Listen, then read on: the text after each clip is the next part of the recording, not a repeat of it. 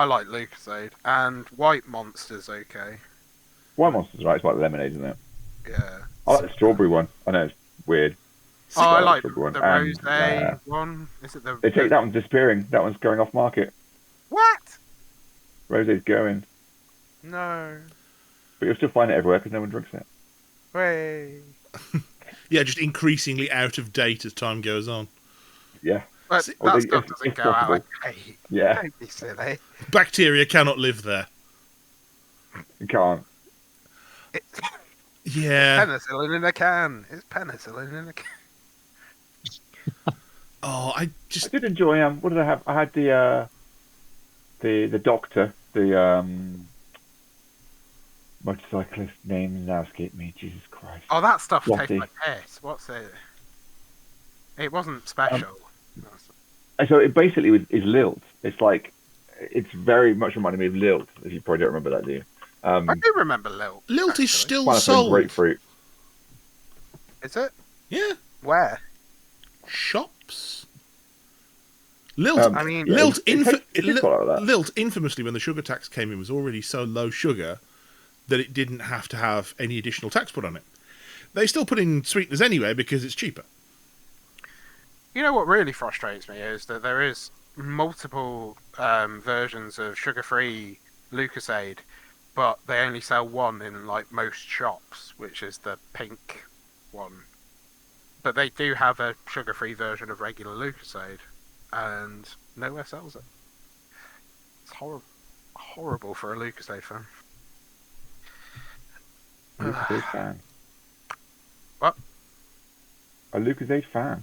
I am a fan. It's from childhood. It'd be you very know, damp if you sat in Oh, I front of it. liked it as a child. when you were sick and supposedly Yeah. dehydrated. Oh, I just got a Robina. Which now, In the north. which now you cannot get other than a version with sweetness, which tastes like ass. Really? They stopped doing the. It's there's a there's, Mike's review tastes like ass. there was a point a few years ago where I had Ribena as my cordial of choice, whatever, and all of a sudden I was like, this doesn't taste right. This is weird. And so I thought maybe it's because I made bottles of it to put up in the fridge so I would have a cold Ribena. I thought maybe it's the bottles. Okay, I'll throw those away, get some new ones. Nope, still tastes weird. They switched to sweeteners without actually advertising it anywhere for just normal Ribena. So, yeah, now I have, Rock's Blackcurrant instead, which is hideously expensive and comes in a glass bottle that's about a third of the size of a Ribena bottle, but means I can have a blackcurrant cordial that tastes nice. Well, because we are the first sort of generation that's like gonna live fully with aspartame, like, are we going to like get to a certain age and just go all fucking crazy due to like? No. I'm not quite sure of the effects of like long-term exposure. Sweeteners are some of the most tested Yes. chemical The alarm additives bells have been rung in the world. several times. Yeah. Now, But there's a couple that you did. trust them? There's a couple that did turn out to be a bit, and they got withdrawn. And what we've got are the ones that worked. Unfortunately, for me, I can really, really taste sweeteners. They don't taste sweet; they taste metallic, which makes drinks taste very odd. I know there's a couple of people who don't taste them at all as either sweet or anything. Apparently, that gets even weirder. Interesting. Yeah. I I thought- guess it's Right. like I thought the that- cilantro thing. Yes. Yeah, the whole coriander tastes like soap. Yeah. Wait, Yeah. are you American, Dom? I just, it was the word that came to mind. It's a I do lie. have American family. In okay. fairness, the Americans do draw the difference between the coriander stem and the coriander leaf. Whereas they Right. have coriander for the stem and cilantro for the leaf. We call both So coriander. Are we just uncultivated savages Well, then? And just call it We just don't have a word for it. We just call it coriander, whatever it is. fair enough. Then. Oh, sorry. I'm now just thinking of the Thai curry I do with lots of coriander in. I need to make one of those soon. You've already eaten. No more. Yes. That doesn't mean I can't. I make lots of this stuff to like store it in the freezer for later, and just have it as nice It was dinners chilly. later as well. Are you a prepper? If I'm cooking for myself, yes. Like I will do weeks worth of food in advance, and much to my mother's disgust, it will become, Monday that's beans on toast night. Tuesday that's stew. Wednesday that's pulled gammon with couscous. I have days of the week that are certain dishes, and they will stay that way for months at a time. What? You make the beans and toast in advance? No, I don't make beans on toast in advance. Nice. I'm just Well saying. done. I'm just saying. I Very have good. days of the week that are for certain Okay. dishes. Okay. That Not bad. award-winning bench. I love that. That's good. It might explain just like why his taste buds are all fucked up. Actually, Might no.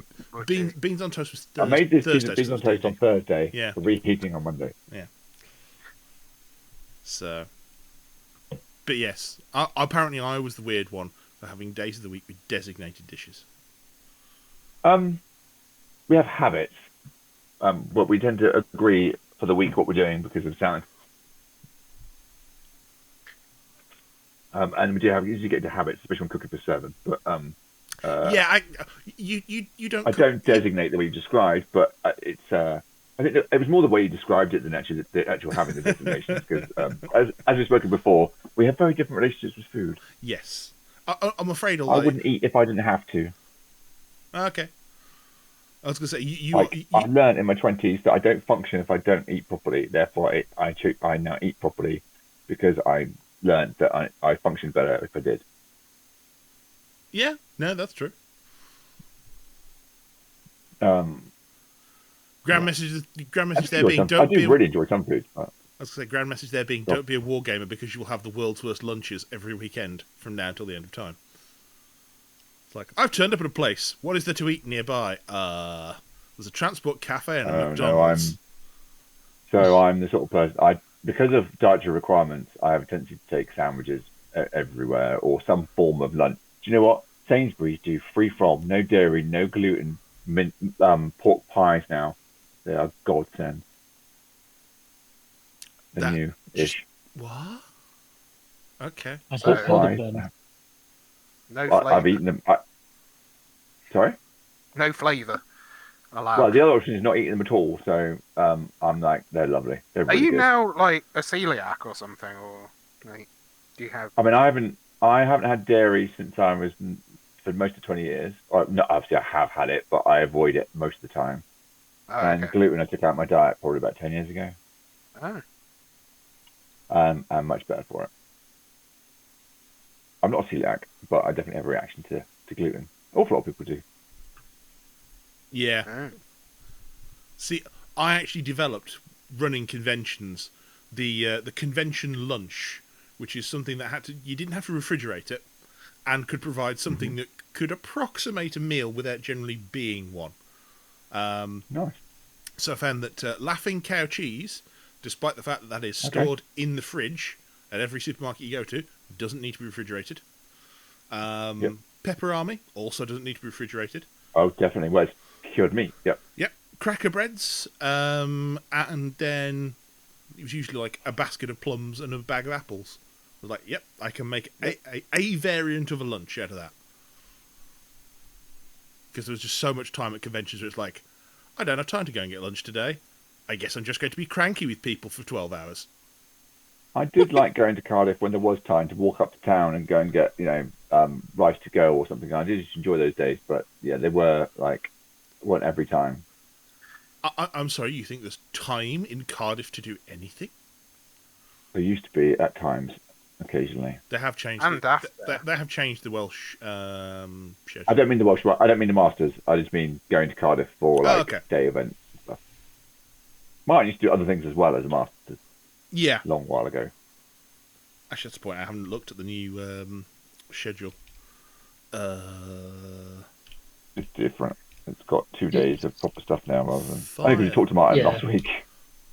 It's a 4 and a 3 with Sunday starting at 8 again rather than waiting until 10.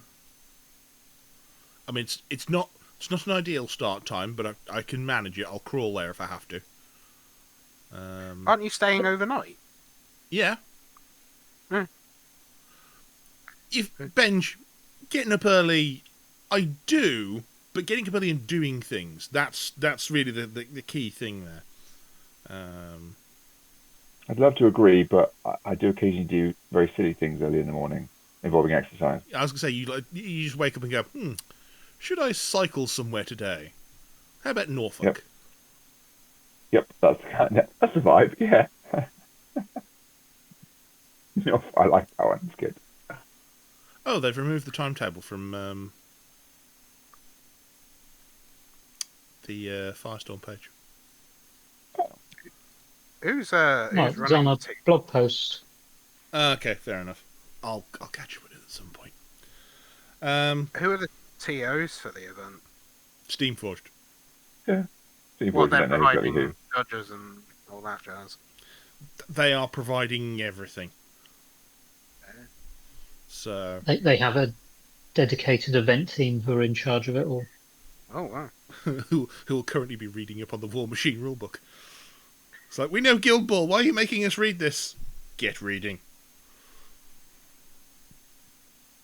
So, yeah, Martin was meant to come to the Daventry event yesterday. But apparently his car broke He down. said he was going to, actually. Yeah, I forgot that. Yeah, he said he was going. Yeah. So, yeah, Dave said he broke down and couldn't get there. Did you want him to Oh, smash no. you again? Or What? did you want him to smash you again?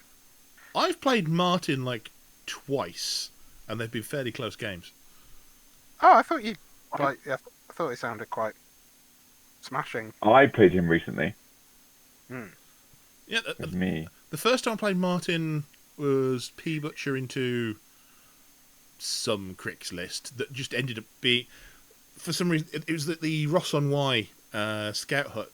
And Oh, yeah. And what had happened was they put this sort of U shape of walls, which meant that half of Martin's stuff couldn't charge my side of the table properly. So I just had Butcher in the middle of this U-shaped wall, and as the Cricks popped over the wall, just going, and I'll take you down, and you, and you, and that was just horrendous. The other time was, I think, Vlad with some cavalry into Gorshade 1? It was Gorshade 1 that popped up the whole unit of Banes, wasn't it? Yeah, it was, yeah. Yeah, it was. Yeah. And that was more, definitely much more in Martin's favour. Because I played my Cav just really, really badly because it was the second time I put them on the table. But yeah. So, to move... Podcast? Yes, to move things on to what we're actually going to talk about. So, what do we feel like having a chat about this evening? We could report on the TV tussle. Yes? Yep. Yeah, you could. That sounds excellent to me. Have a good old chat. There's been lots of new announcements by SFG around update on the 3D subscription. That's probably worth a mention. Extreme plugger, etc. Yes. And the announcement that it looks like Old Umpre is going to get some alternate sculpts through that service next month. I mean... Yeah. So, if I'm just going to throw something out there, something Russ said, that's why we're getting these alternate sculpts. I reckon that not everything is being sculpted as a clay model anymore. I reckon they're doing proper T-posed 3D models of everything and then posing them later. They're not doing. We know that happened with the Trichimerax. Yes. That's Because he why. confirmed that and described it for us, yeah. Because what that means is, okay, your initial sculpt, and there may be a little bit more work on doing that, but it then means that doing your secondary pose for the alt sculpt is effectively It's a free. bit of a jiggery pokery. Yeah. Yeah. It's 20 minutes just bobbling around with it, maybe doing a bit of a rescale, maybe adding a second component, like I think, what's her face? Signarcaster with the two guns. My mind is saying Jakes? Jakes, thank you. My mind was saying Cara Sloan. Jake's. It's why Jake's has got that gas mask on the alt sculpt, because it's like, let's just add an accessory that makes it look a little bit different. So Yeah, there's not much difference at all. I But I would say I would take that sculpt over the generic one 1,000 times over. yeah, she does look like she's kind of stabbing needles into. The generic sculpt is, and I've said this to multiple people now, is one of the worst that I've seen in a while. Genuinely, I think the pose is awful. Whoa. I can't remember who I posted it to, but there's a specific scene in Bedknobs and Broomsticks where there's a guy trying to sell Napoleon's pistols, and he's in this really weird sort of scrunched up position. I was like, Oh, you sent it to me. You sent it to me. yeah, it's like, that's her. Just looks weird. In real life, it's not as bad as the studio paint job they've put of her, but it's yeah, not a fan. Who's doing the studio paint jobs these days? Pass. External companies, by the sound of it. Yeah, I know occasionally they put up Matt Hart's work, but usually it's... They do, but his isn't. It's his work, yeah. Yeah, his is specifically noted as being for him, by him.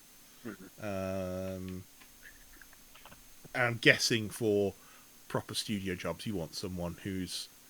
don't get me wrong, Matt Hart, no slouch at painting. He does some very good work. Oh, no. But he's not Angel Heraldez or one of the other masters of painting that I assume... Studios or whatever, yeah. Yeah, that I assume they just, pass a few bob onto to get a proper pucker paint job going. Okay, fair enough. So I want to talk about TV Tussle, and I need to get some images for the... actually, can I be bothered? No, I can't.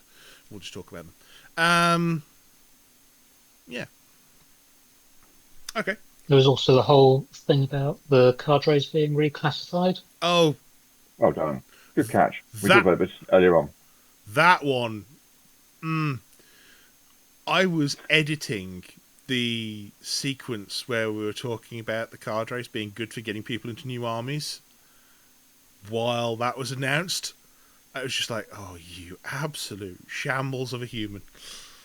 It's like, you could have hinted at something then and gone, yeah, we're considering changing this, but no, they went along with it. It's like, oh. So now that just looks silly. But, I also got told off about the last podcast, by the way. Okay. Hey, We went too long. According to who? Dan Price, one of the locals. Oh, my God. No, I met Dan properly last weekend. I knew him a bit, but not properly. But, he said it was too long. He said, there's too much. I put the podcast on in the car on the way here. I'd still got half of it left when I got here. I was like, yeah, you got the other half for the drive back. And he went, oh, yeah. No, it does work out, doesn't it? Okay. Yeah. Yeah, I had a good chat with him and last weekend. Yeah, Dan's good people. So Yeah. I knew you knew him, but I knew him to say hello to, but not as well as yourself. yeah, because obviously I see him. I'd say most weeks down the club, but it gets a bit weird because we now have 2 club nights, and I turn up at one of them maybe. So okay. Actually, I need to find the announcement of the card rate stuff so we can actually have text to refer to rather than... Oh, I haven't got that, unfortunately. I've got the other, but I haven't got the Cadre announcement. God, I need to go through Steam Forge's website. I'm looking at it, but I can't see the bits like that. Where do I have to go? How do you go back through those announcements? Yeah, your guess is as good as mine, pal. There we go. The last 4. I've got it. Oh, good. So the easiest thing to do, bizarrely, is to find an article for the game that you want. Yeah. And then click on the tag for that game. And then that takes you to an archive of everything that's been posted for that game. Hello. And why does it still think I'm in the US? I keep telling it I'm in the UK. Show me prices in pounds. VPN. No, I don't think I'm on the VPN. Nope. Just thought. And even if I was, my connection is set to go through Canada rather than the US. So there you go. Okay. Should we begin? Yeah, if you like. Yes. Okay. Yes, please. Okay.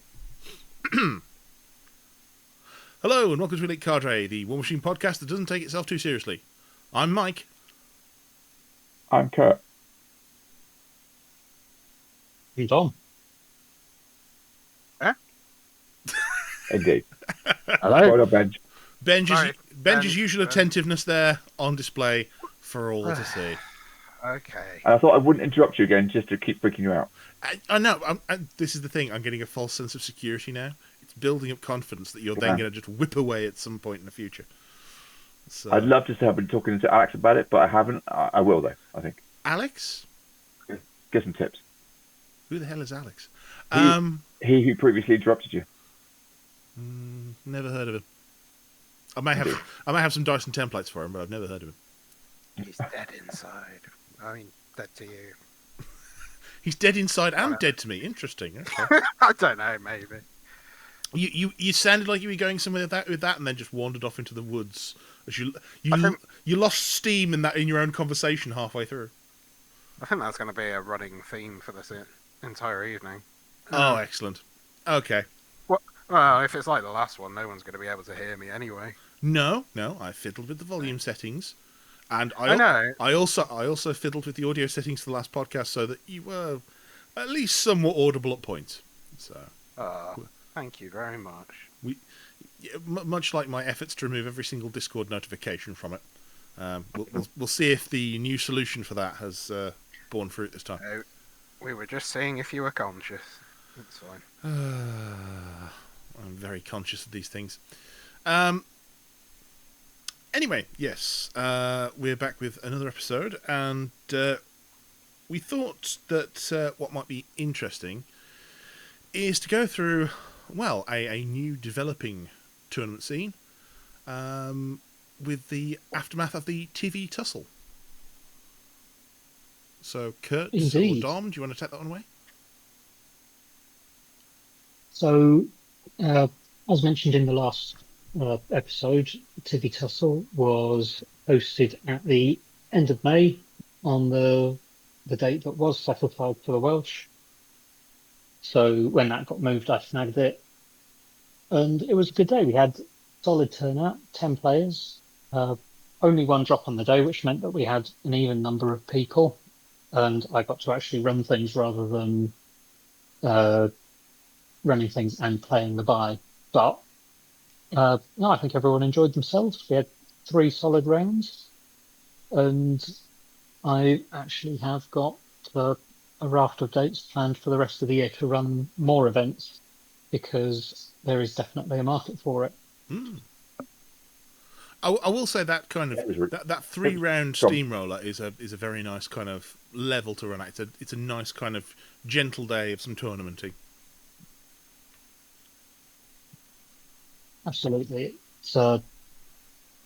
it fits quite nicely. There was a moment when we thought there might be around 4, but Martin actually won the pair down, or from his perspective, he was the pair up and he won it. So we were able to finish after 3 quite nicely. Sounds good. Yeah, it was a really good day. Thoroughly enjoyed it. It was I played, and it was just fantastic. And got to play Martin for the first time in absolutely years. It was really, really good. So, a quick question: what is Martin playing these days? For reference, Martin Jenkins, originator of the Welsh Open, now the Welsh Masters. He was playing Trolls, Brian Bloods. Ooh, interesting. And that's what he's fighting, trying to paint in time for Welsh. Go on. It was quite interesting watching his journey through the day because his first round matchup was against you, and just overhearing the conversation, it sounded like you were teaching him the game again. And I was certainly teaching him Stream Wheeler 25. He had not really read it before.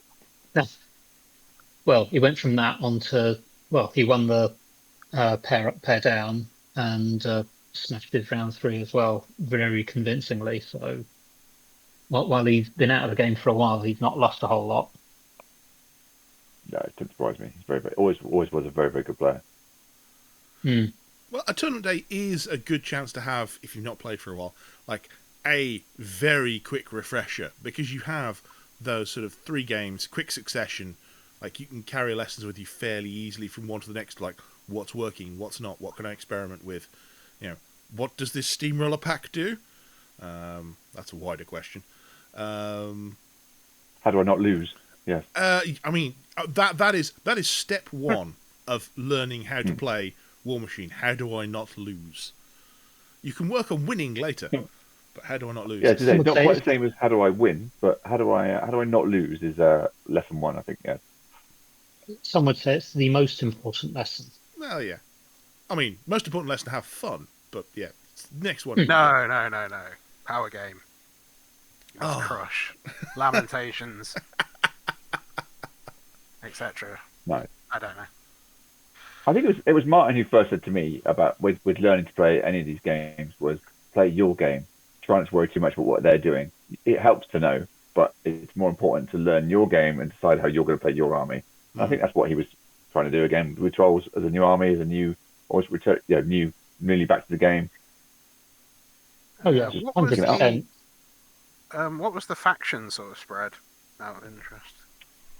We had 2 Chimera, we had 2 Dust, we had 1 Cadre, 1 Storm Legion, 1 First Army, Brine Bloods. Is that it? I've lost count. Can you remember any more, Kurt? You said Storm Legion, didn't you? It was Dan. Yeah. That's it. I didn't count. 2 Dusk, 2 Dust 4, Trolls. Yeah, something. I think that's right. I think so. Unless we missed someone. Yeah. Cador. I played into played into Simon with Cador. I think so. And does it all feel fair and balanced from a sort of gameplay perspective at the moment? I would say very, very much so. Yeah. Old and new. The only thing that there's an Infernals. That's what I think maybe we missed. Oh yes, There was an Infernals. Infernals. Oh, there Yeah. was an Infernals there. I mean, Yeah, I played into Luke's Infernals. It was hard. Benj, if you want to talk about balance at the moment, that's an interesting thing, because now that, I won't say all tournaments, but a lot of tournament games are on Longshanks, we have numbers. We can actually refer to things. I can see potential problems at the top. Let's put it that way. So It's an interesting question of sample size as well. yes, All the Mark absolutely. IV armies are pretty much They are. 45 to 54%. Yeah, they're in that kind of like, yeah, you've got a decent chance in any one matchup of, win or loss. You've got Sea Raiders, the Orgoth at the top at 54, and the Winter Corps at the bottom of the Mark IV factions at 46. The Gravediggers at 4,5, but I exclude those because there's only 300 games. All the other Mark IV factions are 1,000, 2,000 games. They are big numbers. And that's the sample size point, because I think the army with the highest win ratio is Infernals. Correct. But the number of games is a lot less than everyone else. Yeah, they're sort of 780-ish, which is. I think that's it's not part of the dynamic, though, isn't it?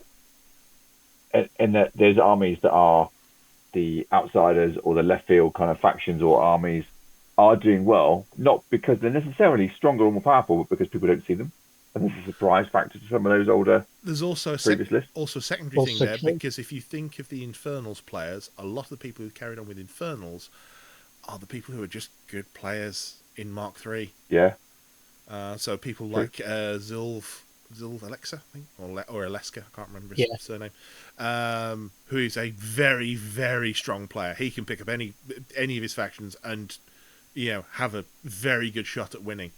He's a big proponent of Infernals. So whether that 60% is purely because it's the good players who hung on to them, unsure. But Infernals are a strong faction. I don't think they're...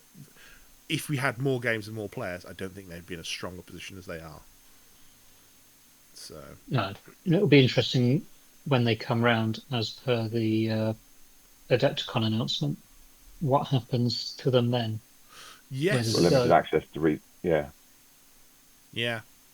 And again, like Grimkin are up there with that those numbers as well. They're sort of 53%, so they're on the stronger side of things. But again, only 400 and something games, which they're a bit underplayed.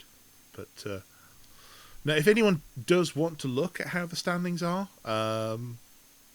going on Longshanks and looking up statistics for War Machine, it shows there's a lot of games being played, and the curve is not as bad as you'd think for balance. Interestingly, it does show that there is somewhat of an imbalance in scenarios that are being played. Oh, really? Yes. Partially because some things have been in 2 Steamroller packs and some have been in 1. But there's things like what was it? Battle Lines got played 1,300 times, but Payload only 1,000. Which given I think Payload maybe being how can I put this, less preferred by some TOs. Excluded? Yes. Yeah. Trench Warfare, which was new in this pack, and given Payload's been in 2, Trench Warfare is already at nearly 1,000 games. So those numbers are very interesting. It's also got numbers for things like win conditions. So Cast a Kill, was it 3,600 games, but Scenario 5,000 games, and clocking out only 1,500. Oh, wow. I think the That bet... might be because when you look at the rules for clocking out, Yes. it actually defaults to a scenario win unless there is a very, very close draw. And there's probably some misreporting in there as well. I'm just gonna Yeah. throw that one out there, because the amount of people who'll go, "Oh, I lost on clock," even though there's more points earned by someone else. Yeah. The interesting one there, though, is the surprisingly low number of concessions. Out of, what are we talking, 8,000, 10,000 games, only 155 are ones where people have said, "Nope, that's it, it's your game, goodbye." Well, that's quite good. I I wonder- like that. Which I think, with I all... wonder how much of that is misreporting again, with Possibly. people going, "Oh, I throw in the towel. Okay, so scenario is blah blah blah blah blah." True. Absolutely true. Maybe. Although concession is a weird one, because it at least the last time I looked at it, it's like you score half the victory points and half the army and you get this. It's like, okay. Open to interpretation a little bit. The big one for years was, it says you get half the scenario points, but is it what you've currently got plus half, Or half the total. or half the possible total? It's like pass. I don't know. Yeah. But yes. But no, it was a really good day. It was really nice to play something. It was a steamroller day, but it was quite light. It was I went into it a little bit apprehensive, but actually halfway into the first game, or even before that, my brothers played Martin, and I hadn't seen him for a while. Talked to, apart from on Facebook Messenger, and just really enjoyed it. Really nice to get out and play sort of more friendly tournament event. Definitely up for more of those. Might start traveling a bit further for games like that. Ooh. Yeah, might come up your way a bit more. Could you not? You've got trolls. I don't want to face more trolls players, thank you. I'm not playing trolls at the moment. You know. No, I'm not playing trolls at the Of moment. course, yeah, you've got... He's playing the Slam Snake. You much prefer the Slam Snake. You love Chimera. I've never seen you whinge about Chimera on social media ever, Mike. Admittedly, I was I was actually having a very good game against them with Baronova at the tournament I went to at the weekend.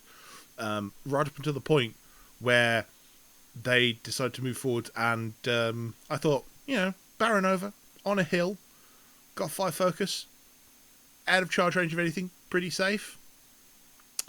That's when Shiris moved forwards and fired a poison shot.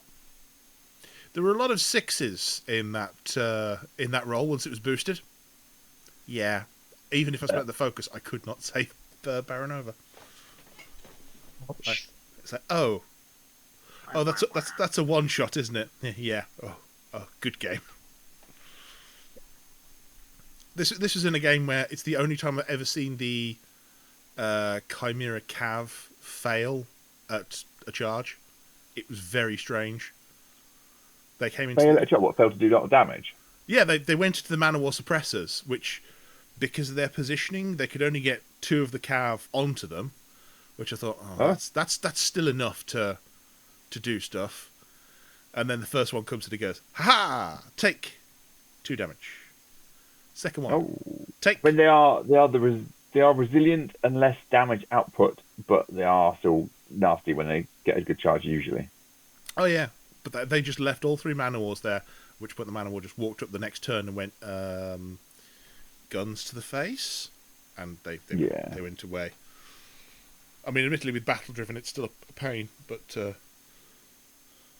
yeah. But that was not the 2v Tussle. No, that was another tournament entirely. So yeah, you're planning more. What sort of like time span in the year, or are you still confirming dates for more? Oh, actually, just confirmed today. I was going to aim for every other month, but. Again, Martin had a special request for before the Welsh, so that changed things up, and then what was actually available. But the dates to keep an eye out for are July 26th, September 6th, and October 4th. Okay. But I'll be starting to publicise them later in the week, and yeah, it should be good. If I can handle, or if I can draw enough of a crowd like we had last time, I can see this being a very, very regular fixture. Awesome. It'll be fantastic. Yeah, it's good to kind of see that there's that kind of, again, as I said previously, you've kind of got that tournament scene in the southwest coming along nicely. You've got the one in London coming along nicely. There's a sort of there's 2 centres for near the Midlands with Daventry and Walsall, and then you've kind of got I think it's the Outpost, right, the west. The Outpost up north. Yeah, but there's one. So some may remember a previous player, Rich Pradgett. I've been talking to him, and he's planning. He said he thinks there's an event happening somewhere in 3 or 4 weeks on the west side of the Midlands, but I'm not sure. I can't quite where yet, but I can update when I hear more. Well, looking at the Longshanks page for UK events coming up, we've got the Borden Brum team event, Claw and Cortex in Essex, the Borden Brum singles. This is the worst part. The Borden Brum events are at the same venue as the Walsall events, which are also kind of almost in Wolverhampton, but that's a side point. Is that you saying that that's not Brum because it's in Wolverhampton and getting picky about what is Birmingham, what isn't? Birmingham is Birmingham. The rest is Yam Yam Land. we are in the Black Country. I will thank you to remember it. I petitioned to have the Black Country flag added to Longshanks. And got it. How'd that go? Oh? Did it work? Yeah. Well, if you got any local flag, you can ask as part of the request thing to say, hey, can we have our local flag? That's why you'll find that things like Claw and Cortex in Essex they have the Essex County flag. Oddly now, the Birmingham flag has appeared, despite never being official. That's an interesting one. The Black Country has its flag, but yeah, a lot of stuff just gets the England flag. It's like, okay. Good. I will fly the Black Country flag wherever I go. I feel I've derailed myself there. Yeah, have a little bit. All by yourself. But yes, board in Brum is not in Brum, it is in the Black Country. It is a hate crime. Right in. Whoa, Anybody who whoa. cares, do feel free to reach out to the podcast, and we'll do our best to care as well. Yeah. I can't seem to find any care at my desk. Wow. I mean, if you're gonna start confusing the counties in the south in a similar way and confusing, Dorset and Devon, those kind of things, then if it's that level of confusion, then I might agree with you, but I don't think it is. I just draw a big circle around and just say the West Country. That's you could... Oh, that's fine. That is a fair term for that. Here's where they You get won't the find anybody offended by that. Here's where they get the actors for pirate films. Indeed. Yeah. But yes, the other one that's coming up, actually that one's end of August, would be War Manchester. Oh yeah. So, which that's getting to large scales now. That's hit 48 players. That doesn't sound as fun. I was signed up for that one briefly, because when the Welsh got cancelled, it seemed attractive as an alternative big weekend. But then when the Welsh came back, and to be honest, the proximity of the dates, True. I couldn't do. And they're split by a month, but I don't think I could do a big weekend like that. Just a few weeks apart. Yeah, that's reasonable. Yeah, I think they're probably gonna have slightly different vibes as well. The Welsh, even though it's kind of very packed in as far as the amount of games is concerned, is usually a fairly relaxed affair. Yeah. Looking at the names at War Manchester, it's like, oh dear. Shark Tank. Yeah. So I mean, it's the fact that you start seeing the international flags. That's the one. That's the one that starts to worry you. Yeah. I mean, that usually happens at the Welsh as well, but I agree with you. It generally has a more light-hearted feel and a laid-back kind of a social vibe. Nothing against international players, but my God, It's when you see multiples of them that you start going, oh, this is a tournament for proper players. I see. yeah, exactly. It's like, I'll just take my poorly painted miniatures elsewhere and sit in a corner. Benj, I have seen your miniatures. They are not poorly painted. They're No problem. average at best. Anyway, you should talk about your tournament since you got high praise on your Colossal. I did get a couple of people looking at my models and saying they're quite nice, which is, it's always nice to hear. But yeah, so the weekend myself, I went over to Daventry for 3 rounds of Raw Machine in a converted refrigeration unit that is Battlefield Hobbies. And it's actually a nice shop and venue, kind of fairly spacious, although it can get a little warm because obviously it's very, very insulated. And they've done their best to cut windows in the walls and put fans around, but can get a bit toasty. Especially because I thought this last weekend, being UK Games Expo weekend, there might not be many people there. I was very wrong. They decided to hold what I think they termed a cadet day. Which meant that there were a lot of younger 40k players just packing out the place, including someone. They're not playing War Machine; they're playing 40k. Yeah, but they were getting their first explanation of what a Space Marine is. It was like, oh wow, this is heartwarming. Just no. This is a Terminator. Ooh, okay. But yes, there were 8 of us there to play some War Machine, or in my case, play some War Machine badly. And yeah, it was 3 nice games. Normally, I think Dave there likes doing 75-point games because they're just a bit quicker, and it forces some really awkward choices in list building that personally I quite like. He just likes that awkward reaction and people being confused and a bit, I uncomfortable. I can see honestly, I wouldn't mind the game being 75 points. I'm just going to throw it out there. I think 100 points, you can get too much of your stuff in there. Like, no. Forcing people to just make that choice between, do I include a unit that does work or one more support piece?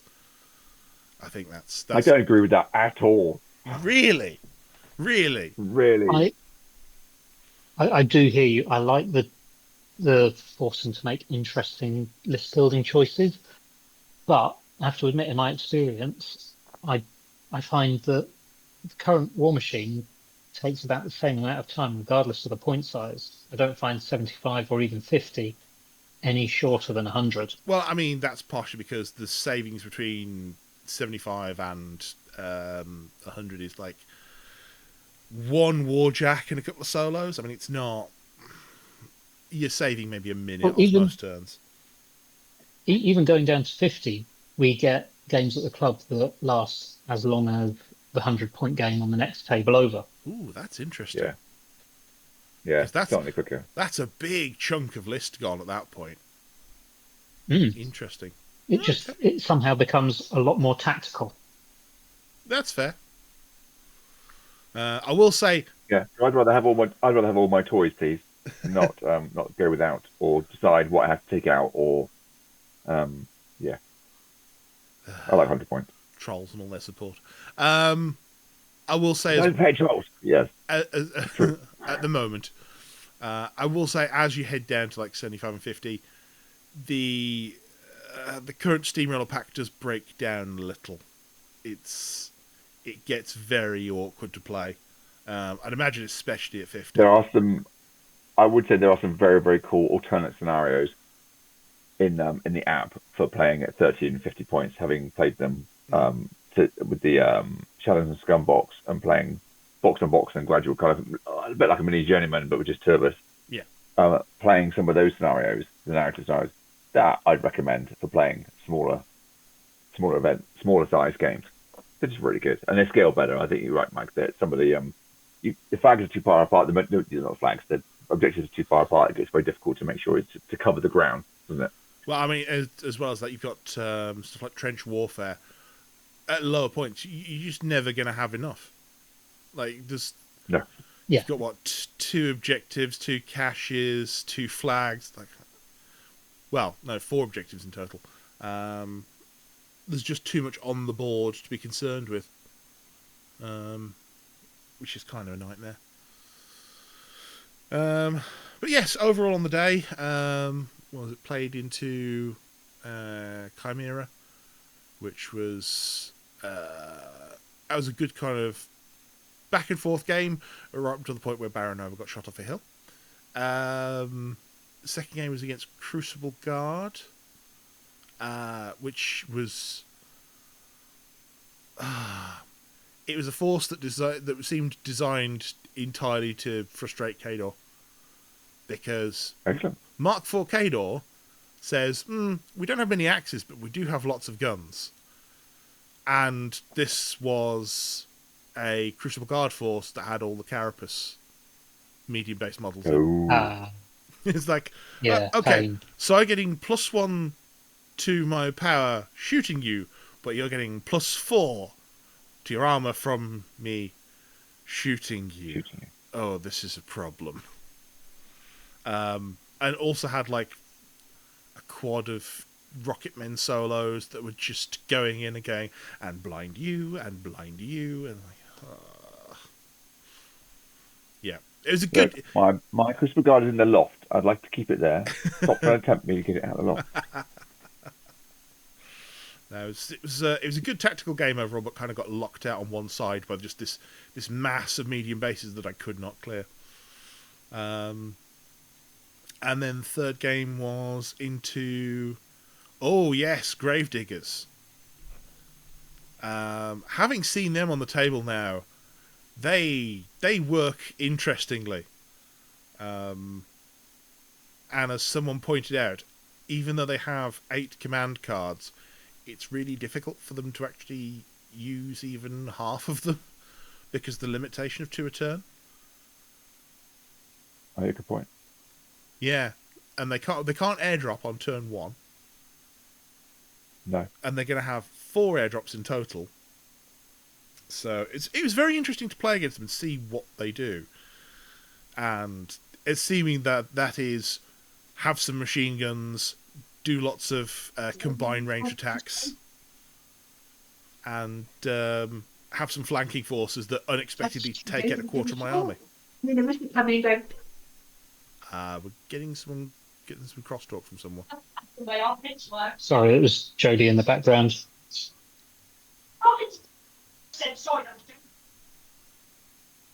great. Okay. Yeah. So I went into Signar, very back and forth on scenario. But there came a point where I was playing Vilkul. I played Baron over twice, played Vilkul for the third game. And I'd advanced Vilkul far enough up the board that without kill boxing, there was no place that was safe. And because I'd killed something in front of her the turn previous, she was behind this large fiery cloud. I was like, yeah. So the effort was made to kill Vilkul by bouncing Electroleap shots off one of my jacks. I'd completely forgotten that the Gravedigger gun mages had Electroleap as one of their default shots. Like, oh yeah, that's not nice. So a fair third of Vilkul's health went away, but then it just became Jake's has 0 focus and is 12 inches from Vilkul. Yeah. That's not a position that anyone wants to be in. No. Jake's at Def 11 is not happy. And it was a sad time for all. Also, one of the few times I've got to do the Medveditsa grab and smash. Because I wanted Plugger to just go away and be anywhere else other than on top of my mortar. So, yeah, good fun games. I'll be heading back to Daventry the next time they do basically anything. It's a great place for a bit of gaming. I have the days that I'd like to go. I just haven't managed to pull my finger out and actually get myself up there yet. But I'd like to. Well, looking at dates, the next one they've got is August the 9th. It's the middle of my holiday, but I'm probably not actually away that weekend. Now, I wonder that. I would have suggested also the Warsaw one for you, Kurt, but I believe that will clash with another Tiverton event. So you may want to go something that's vaguely close to home rather than travelling, obscene amounts of the country. If it's two on the same day, then I'm going to go to Devon rather than contradiction that I thought was saying it, but it's true. I appreciate the support. Absolutely. Always. Yep, so the next Warsaw event for those interested is 26th of July. Oh, that's the same day. Yeah. Yeah, exactly. Which I shall just join now. Well, I'm here. Not too distracted. It's fine. No, it's fine. I was so tempted to click Old Umbre there and see if it arrived, if the battle boxes arrived in time. But I don't think we're going to get a viable army out of what's coming for the initial bit of Old Umbre. Oh, I reckon. Yeah, well, proxying fun list. Fun list, yes, because they have the beast equivalent of Full Throttle. Can't remember what it is. Wild Aggression. That's the one. Yeah. Which is well done. absurd, and I I missed that. genuinely would love to have in Wintercore, just because it's such a good. Honestly, I just want Butcher 1 in Wintercore, Winter Command rather. It's yeah. Wild Aggression just makes me think of Earthborn Diatrons. No, I'd rather not think of them again. Yeah. And that stupid thing in Mark II of hang on, so we're standing in water next to a wall within 3 inches of Oh a yeah. forest. Yeah, yeah. So we're +2 speed, +2 defense, and +2 armor. And then the magical words as it gets there. So, what's the power of your melee weapons? Well, yeah, yeah. That It's still yours. that thing went into Butcher 1 and just became the absolute killing machine. I love that thing so much. Because what's it? Lola had the highest power in the game, I think. Oh yeah, if you link the power added onto the strength 12 that Yes. the troll had that nobody Yeah. else had. Yeah. And you could stick rage on it as well. Oh. How did we accept this amount of jank in the game? Oh, I loved it. Well, the jank before that was that you could throw it. You could make it into knockdown, throw it, and then it could I charge. remember that. Yeah. Yes. Oh, that existed right Fine into the circus. right into the early days Yeah. of Mark III with Mm. it was a minion one. One of the minion Oh, the casters. gators. Yeah. Yeah, with the gator. Yeah, you're right. Right, the wrestler. You could do it with wrestlers, couldn't you? Yes, because that had the inbuilt animus to Means stand up. knockdown. Yeah. Oh yes, that's what it was, wasn't it? Means Yeah. knockdown. Yeah, just stand yourself up. And then they went, no, you can't do that. That's illegal. That's very silly.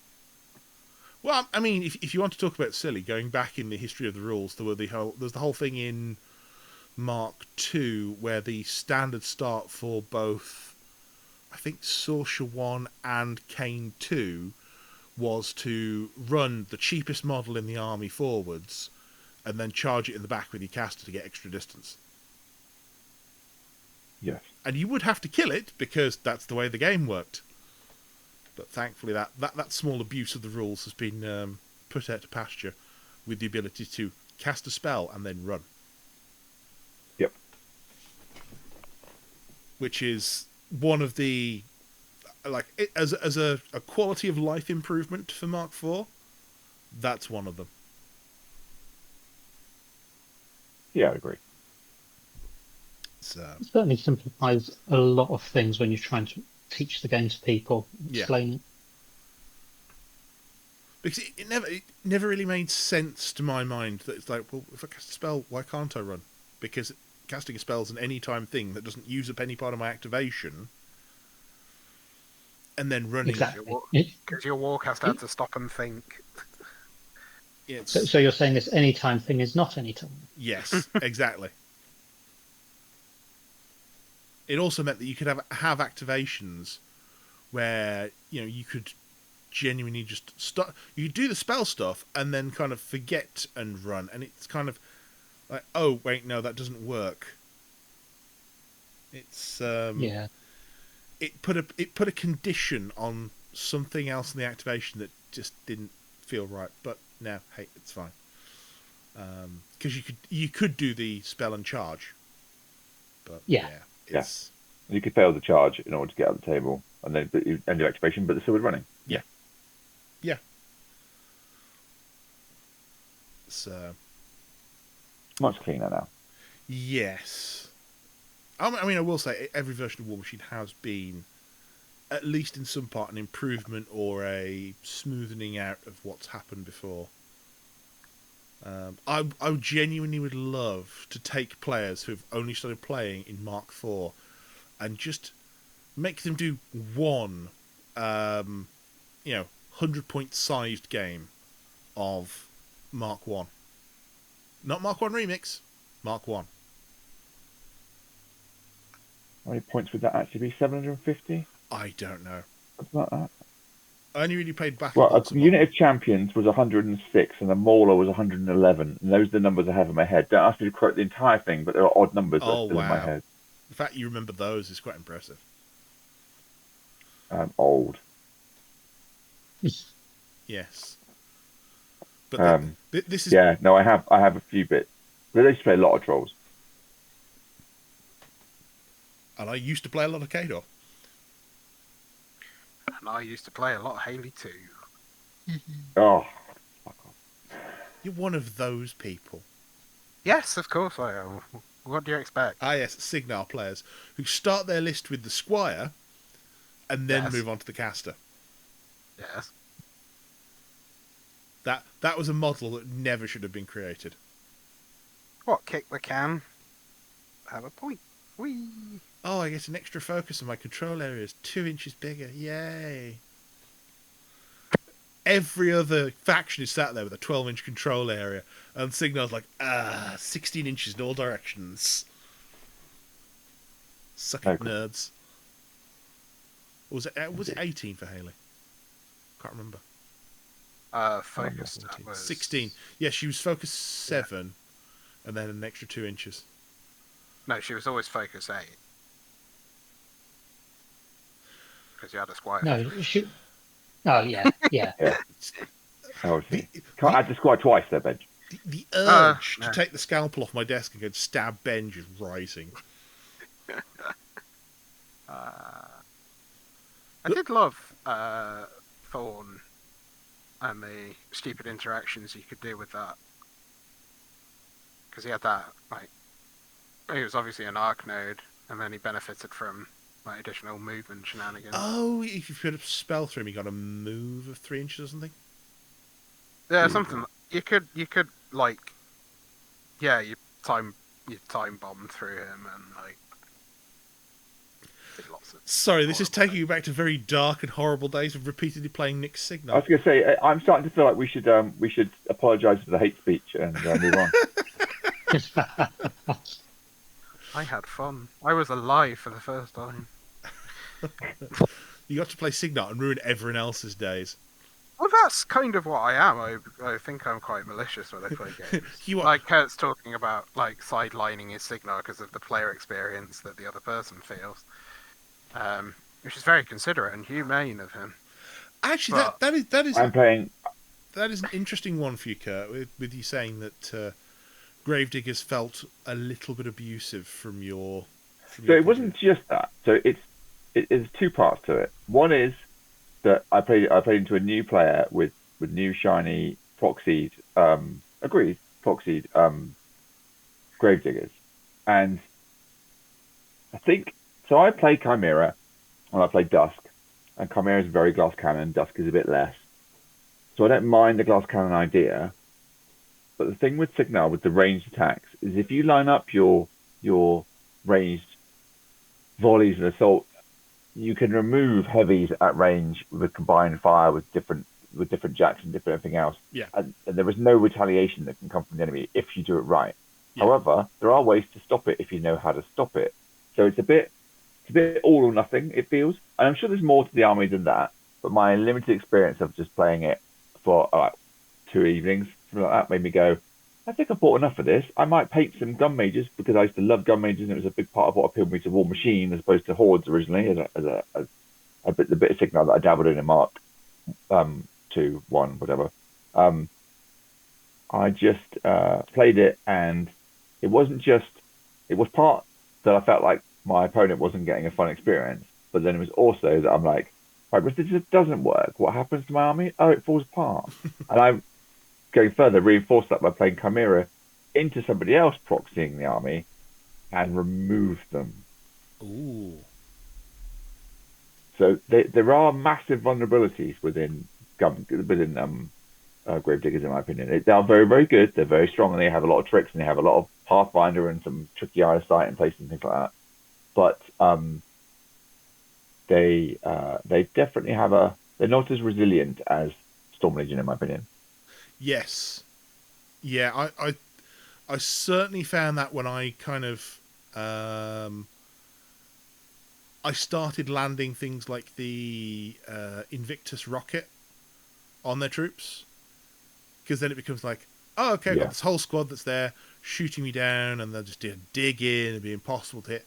Boost a rocket into the. Oh, look, they're all knocked down in the trenches. Yeah. And then Magnus comes along with his rocket launcher, and it doesn't matter at that point. You're knocked down. I can just start taking off models.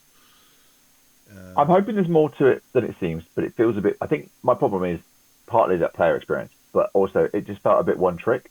And you can probably say that about a lot of armies, I suppose. You could say that about Chimera to an extent because of the if you don't get the Alpha Strike, you're just screwed, and that is true.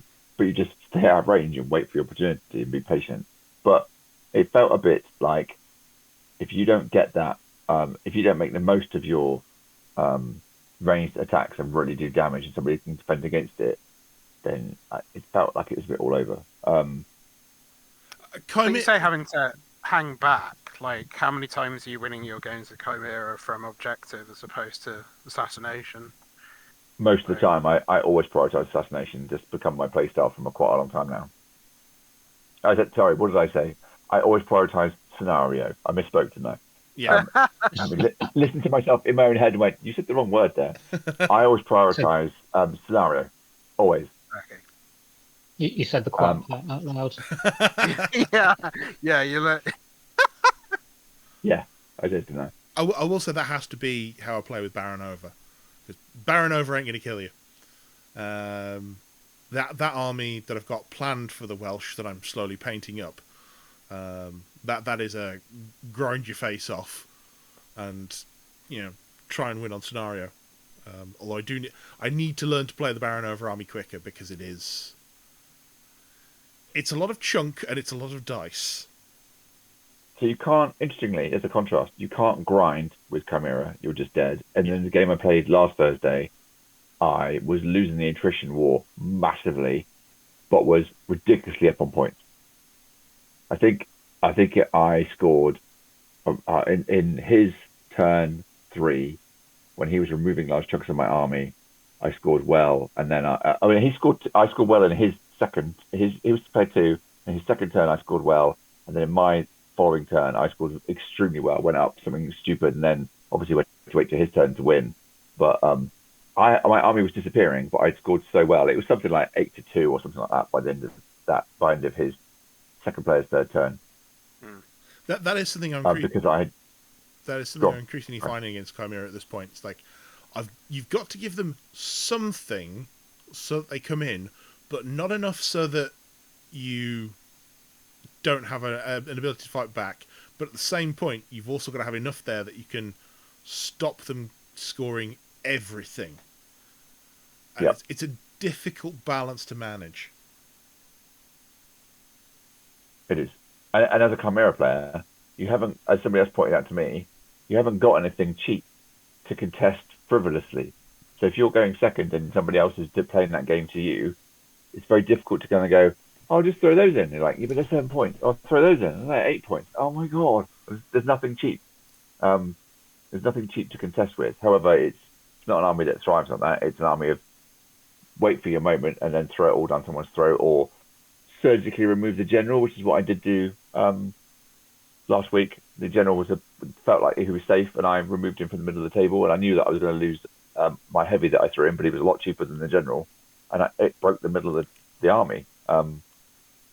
Yeah, it's very surgical army, and I really enjoy it. I was going to say, you're talking about having to contest the units that aren't cheap. As someone whose mainline units that I'm throwing in are 10 and 11 points, cry me a river. I'm paying 10 points for Man of War Wrecking Crew.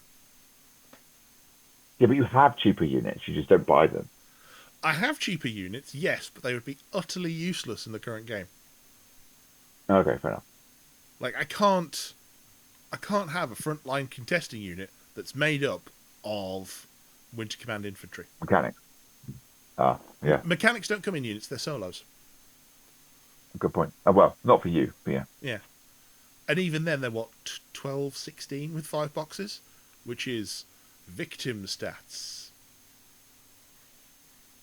standard rifle will take them out half the time. But in Storm Legion, they get chunky mechanics, don't they? Chunky engineers.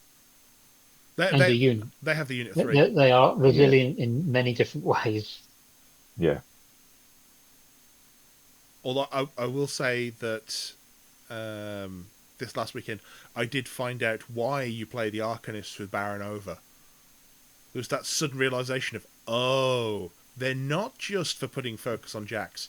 Because my Colossal had died, and then it came, well, what do I do with a unit of Arcane 5 spray bots? I was like, oh, wait, Baron Nova's got Invocations of Wrath, which means I get an additional die, and I get focus back, and oh, Yes. I got 3 The Baron of a Dream. Yeah, I got 3 or 4 focus through the game off them, just going around going, and spray this thing over here, spray this thing over here. But they are 13 in one box each, and they are so sad. Oh dear. Yeah. I mean, again, they are a cheap unit with, and they are largely there for this jack has a focus and this thing has magic weapons, which surprises some people when you put it on units. It's like, haha, these incorporeal things are up close in front of all your stuff. Like, cool, magic weapons? Doesn't that just work on jacks? No. It's model unit. Oh. Yeah, very sad. Nice. I mean, we talked about Signar starting their list with the Squire. Most of my Cadre lists start with them. Yeah. There's an element of that. Yep, start with a unit of Arcanists. 2 is pushing it, but 1 is... Yeah. It takes all that focus pressure off the caster. And suddenly you can do things. Well, it also, not just the focus pressure, it means that just about any jack becomes entirely autonomous, like before you had it as your journeyman with a warjack is, okay, I'm off on this flank. You can have a warjack run off out of control and just be fully fueled and run quite happily wherever he wants to go. I will admit I more often use Magnus for that, but that's a big investment. And an investment that's often worth it, because certainly in this last weekend, having a fully fueled Invictus just walk into, I think it was a Gravedigger's Heavy and Light, and just trash them both in a turn. That worked for me. Yeah, I can see why. Much. You don't expect it from something that's just a power 18 jack, but when you think it's like, oh no, it's power 18 on the main weapon and power 18 on the offhand, and then you give it 3 focus, and then the Gravedigger Heavies, with the greatest respect, are not heavily armoured.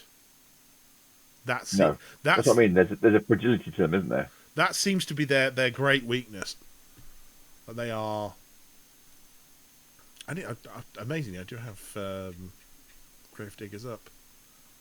So what is there Heavy the Valiant or the Patriot? It's the Valiant. I think it's interesting how our perception of something being resilient maybe it comes from Cadre being just bigger, but I think things like Invictus, those I don't know how long ago, fairly recently, started looking at actually how resilient the Big Pig's pretty resilient, but Invictus is. But you look at his stats and his rules, and you go, he's on a big base, he's amazing, but actually, he isn't that much more than a normal heavy. He's got some very interesting rules, and his weapons are interesting. Well, I mean, he's a Cadre heavy. He's exactly what I was about to say. Yeah, he's armor 20, and normally they'd have a shield, but he's got Hellwrought, and he's 34 boxes. So he's just chunky.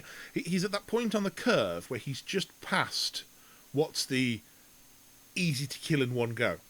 You need to go in. But both of them seem to be more than that, didn't they? Because they're physically bigger. They seem to be Pig and Invictus. But they are more than that, but not much more.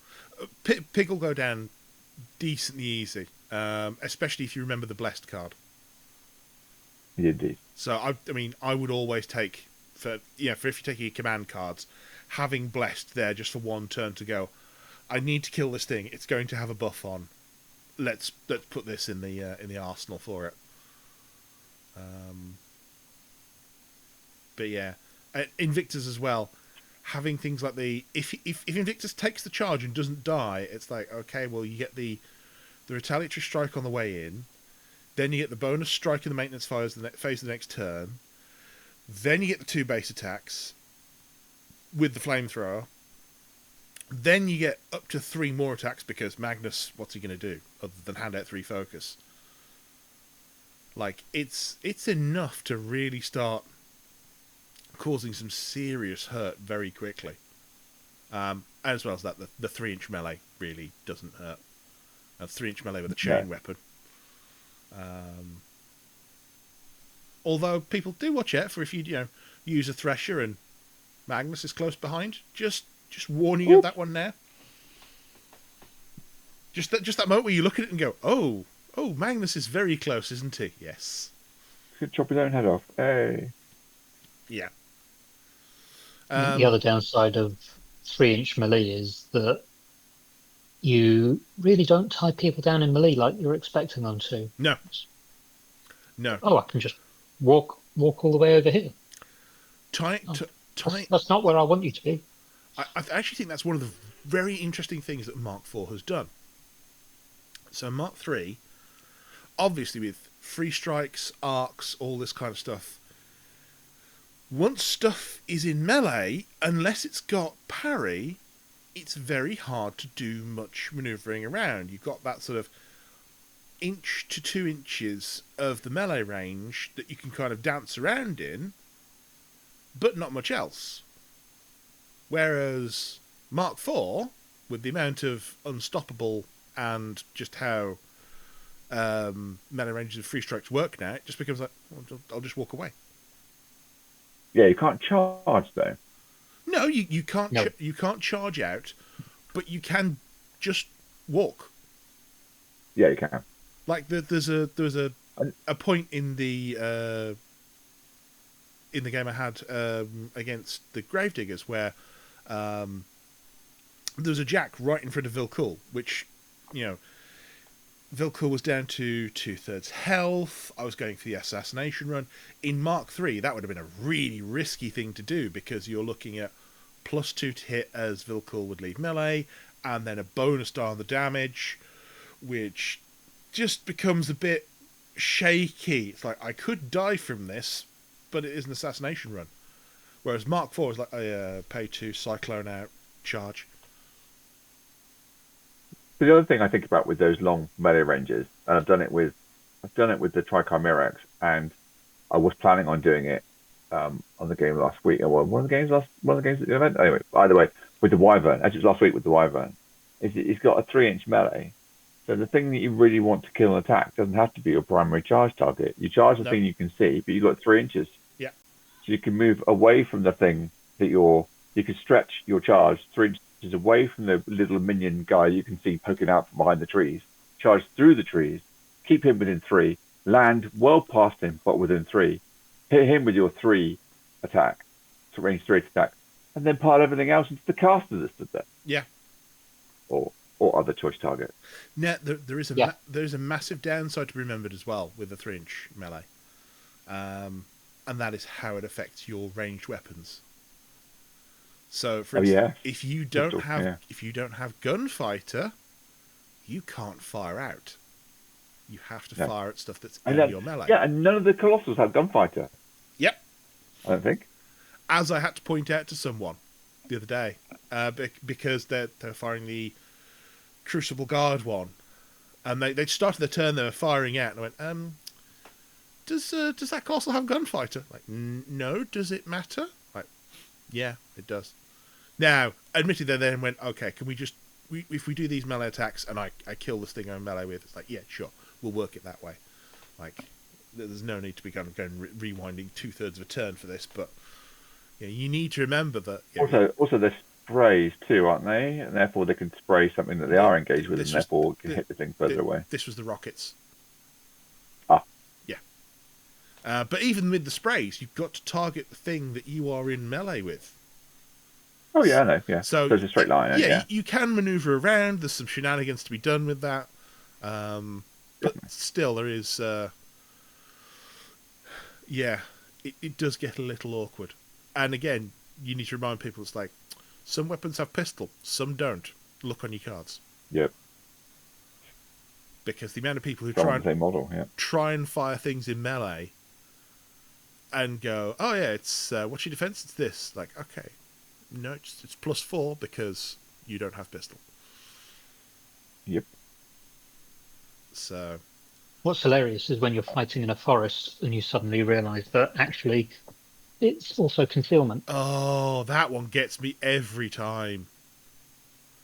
It's something you genuinely don't consider when you're firing in melee. It's like, yes, you're concealed from each other. We're 2 inches away from each other. How? But yes, it's like rules wise, yes, very correct. Like fighting in the same cloud. That is a bit Yeah. daft. I mean, yes, but it is also more cinematic because you're kind of dodging in and out of the smoke and whatever. It's like, yeah, it works. The modifier should apply, but you are seeing these two people locked in like face-to-face combat. But yeah, I can see why, for just the sake of simplicity, they don't disregard those. I don't think I've ever zoomed out to a cinematic view of my games. Or zoomed in. Really? You're missing part. Yeah. You're missing part of the fun, Benj. I can't say that. Well, I'm not playing anything at the moment, so I'm missing all the fun. No. It's usually a bit too. Sort of like, yeah, the sensory overload of what's around you. Usually bad smells and. Okay, yep. I can see where you're coming from. Yeah, it kind of takes you out of the fantasy kind of aspect. Unless my opponent's wearing some sort of like wizard outfit, which I've never come across yet. I'm, like, I find taking declaring- photos can help. Taking low-level photos can be quite cool. I have. Well, I've done that with your Crucible Guard stuff. And it when there is a lot of uniformity, it looks great. Right.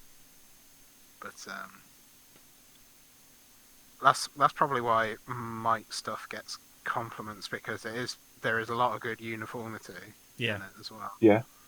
I mean, that's very deliberate, because looking at Mark IV Cadre, they are very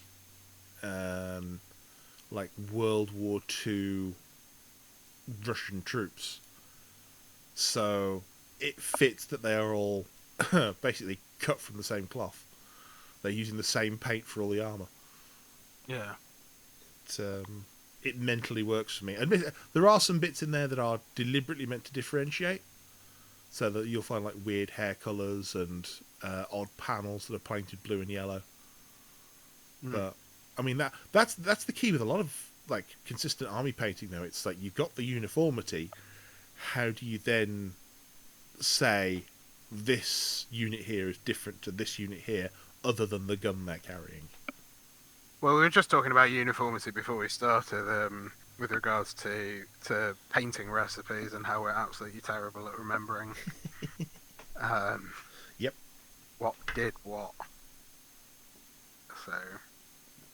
Oh, I've just made I that. have a tendency to not make recipes. I have a tendency to because of colour blindness, I have a limited palette, and actually not even get the paints out. They tend to only have stuff out.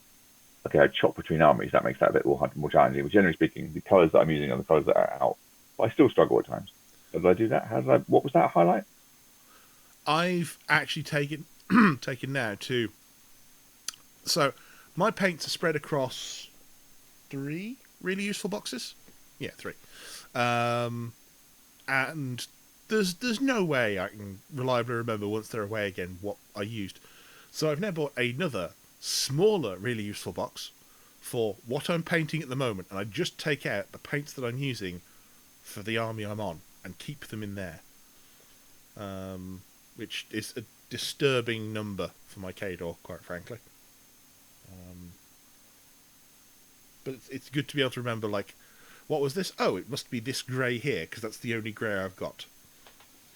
I mean, that's fine if you're that well planned out. My issue earlier was I painted this model 6 months ago.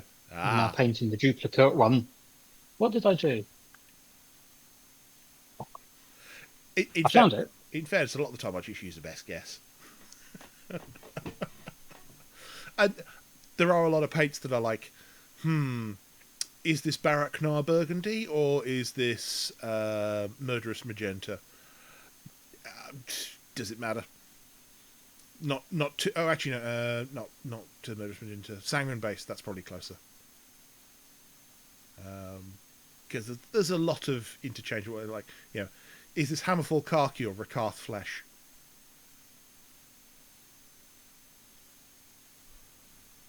But then again, I suppose that's what happens when you've got like 5 different paint brands just sat there staring at you. I was gonna say I definitely have diversified with paint brands, but I don't have too many confusing colours. Almost all my washes are still I still get TW ones, but I am branching out in contrast paints into Army Painter speed paints. I quite like some of those colours and some of their, so that's definitely causing me a bit of that. There is gradually. There's an Army Painter speed paint now that I'm definitely glad I've got 2 bottles of and would replace every single time when it runs out. And that is Zealot Yellow. Because if you want a good way to do Warjack eyes, as in that sort of subtle inner glow kind of thing, white Zealot Yellow over the top, and you get this wonderful sort of like bright centre with orange edges. That really works quite nicely. Cool. Also, for blonde hair, absolutely perfect. Just put on a nice Rakarth Flesh or Menoth White base, or even just pure white, and put Zealot Yellow over the top. Blonde hair instantly, rather than my old process, which is like 4 or 5 layers of stuff that I've quite frankly forgotten now. But yeah, Zealot Yellow, really nice one. Ghoul Green and Prismatic Bolt are also good on that sort of. That's what I've seen. I like the sort of turquoisey, greeny speed paint stuff. I find it very useful for doing sort of arcane things. I have a confusing number of TW contrasts that are turquoisey, green, blue colours. There's too many of them. Don't they really work well though? And they look nice. They do. They look lovely. I just want to use the same one that I used last time, please, and don't know which one it was. For me, for the GW side, Aethermatic Blue all the time. That's my standard. This is a plasma thing. Paint. I don't understand people who don't use blue as the plasma.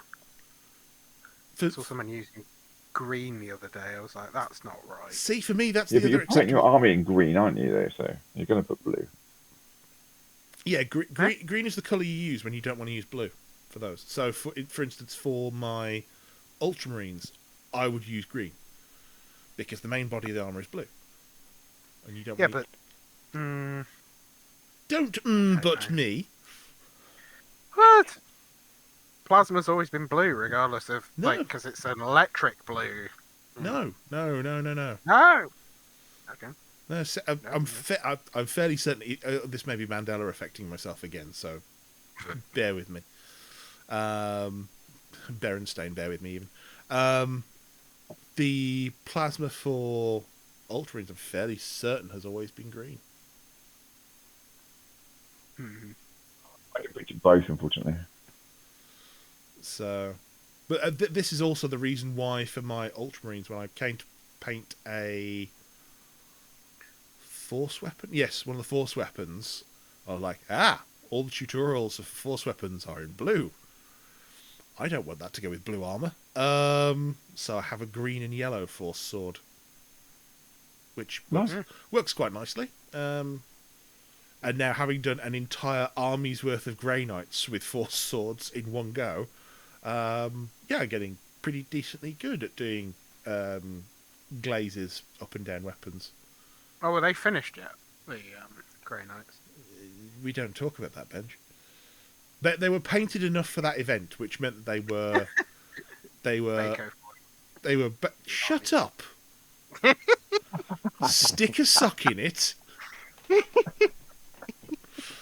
No, they were only ever going to be to the point where they were base coated, and the force weapons and skin was just like a nod to like let's pick out some little bits of detail here. I will get back to the Grey Knights after I've done my stuff for the Welsh, because again, the Welsh is 2 lists fully painted, and 2 lists fully painted for me is a challenge because I am the slowest painter in the world. Therefore, I have to plan my lists now so I can have enough painted by then. I mean, I'm planning my list now, but yeah, because Yeah, that's a sensible thing to do. you could turn out quite a lot of stuff in a weekend, Kurt, if you wanted to. Yes, I could. Yeah, whereas I could... If I had to provide the time, obviously, yeah. I could, I can, I could probably turn out 2 or 3 3-man units if I really, really tried in a weekend. Because I'm just not that fast and would lose. After the first one, I'd do one and then I would lose all intention of doing anything else. Like, yep. no, I am. My eldest has taken the mick out of my hyper focus abilities. Where if I'm like, no, I need to do this, then it will be done. It will just be, yeah. I don't lose focus. If I want to do it and I really want to do it, they're done. Oh, I can hyper focus to the point where I have achieved a thing. Once I have achieved the thing, if I can get focus on the next thing, then I can move on to it. If I can't, that's it. It's done. I can't move from there. I can imagine what you mean, but when it comes to painting an army, then I'm quite good at staying on it and going. I mean, not beyond the list. Not beyond. I can get that focus for a list. So at the moment, I picked up the Trichomerax right now, which is not in the current list that I'm playing, which means I'm poking at it and I don't really know what to do with it because it isn't in the current list. It's in the other list, or it's in the list I was playing a few weekends ago, and I do want to play it and I want to finish painting it, and it's most of the way there. But I'm trying to focus on my Nixian list because I liked playing that last week and I want to play it more and I want it to be fully painted. It's a weird kind of it's a weird kind of focus of linking two parts of the different parts of the hobby together. See, I would need to be careful with something like the Trichomerax because, infamously, huge bases are my blocker for painting. This is the most complicated thing I've ever even seen. Unless you do what a lot of people have done, is paint the whole thing in a uniform way. And of course, I'm not doing that. I'm doing 3 different creatures in different colours. Oh wow! Well, one is the main colours of pink and the gold and the green that my Chimera principally are. One is the colours of the shades, the darker purple with the green, and the other one is very metallic. So I'm going for different metals with the red. I like the metallic one. That's one of the best heads or bodies or. And it's the melee, it's the melee body, yeah. It looks quite smashing. But it's a hell of an undertaking. It really is. I can imagine. It really is the kind of model that just burns you out, I can imagine. And that's kind of why I'm putting it down a bit and then painting the Nixian list that I played last week and going, right, I'd like to get that finished because that's achievable. Because most of it is mostly done. Therefore, I could focus in on it and get it well on the way and get that list painted and then come back to the Trichomerax. Because it's like tableable. People would not turn around and go, oh, it's not finished. Well, maybe unless you're married to Dawn, perhaps. But it looks finished enough, but it's not obviously not. I don't call it finished yet. But I can come away from it, paint some things, come back to it. I'll get it finished. Yeah, I think for me, a lot of the problem with those huge bases is that my standard painting style struggles at that scale. Because I mean, I've changed the order of stuff slightly recently, but my usual habit of paint the thing up, apply wash liberally, preferably with a roller. And then kind of do a bit of tidy up. Washing at that scale doesn't work. No. It leaves you with big... Ooh, we lost a bench. Yeah. Washing at that scale doesn't work. You're left with some big, ugly tide marks if you're not careful. If it's like flat areas, yeah, this doesn't have. Luckily, this doesn't have big. Well, some, but not to that extent. But yeah, big jacks definitely get what you just described. Totally agree. Yeah, Yeah. I think what I need to do is find. So I need to back this up slightly. My normal wash is an Army Painter one. It's the Army Painter Strong Tone, which isn't just a wash. As I'm now learning, it seems to be an early form of contrast paint, in that it seems to have some form of light satin varnish baked in. Oh yes, like the dips they used to have. They did. Yeah, Yes, but like the dip. Yeah. but those are very strong, proper wood stain varnishes. This is something subtly different. It brings a satin finish to the thing. So what I might have to do is find a satin varnish so that I can get that same reflectivity off the model I'm painting, and then learn to pin wash, which just does fill me with all sorts of terrors, but would solve the problem. It would mean I get the whole thing of having a wash in the crevices to kind of pop out the main detail. But Oh, you mean oil? You mean with oils, don't you?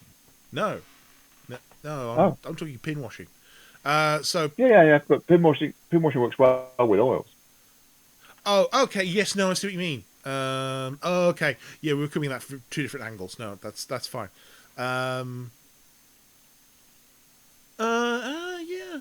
So yes. So what I could do is actually just use a satin varnish on the model itself, and then use an oil wash, which would then, because the varnish creep more naturally along the crevices. Yeah, didn't Ah, it? I mean, that. Yeah, I'm not advocating you do it. I'm just thinking that's along the lines of what you were saying. It's yeah. yeah, they are complicated things to paint. I find with the trichomerics, my biggest problem is, and I have very dry skin, but I'm rubbing paint off as I handle it because you can't. Mostly, I handle a model by the base. Mm. This thing's too big, and all kinds of weighted in different ways. And I find myself rubbing paint off in places which is really annoying. Because you have to turn it over because it's basically three snakes all wound around each other. So yeah, it's a Ah, beast. It is. I love it. It's fantastic, but it is a challenge. I think that's where my method of painting didn't have that, because my Mastodon that had the black undercoat, then the grey, then the white ink, then two different coats of green before I really needed to start handling it to paint in any of the Nice. detail. So Yeah, there's enough paint on there that also had like a couple of weeks to dry between those initial coats and going back to do detail. that's a very good way to start. I agree. Um, which, yeah, I mean, I've tried doing the whole thing with painting large models where the paint is only just cured by the time you start, and yeah, you do start losing chunks, and it's like, at what point am I doing more damage than I am adding detail? Um,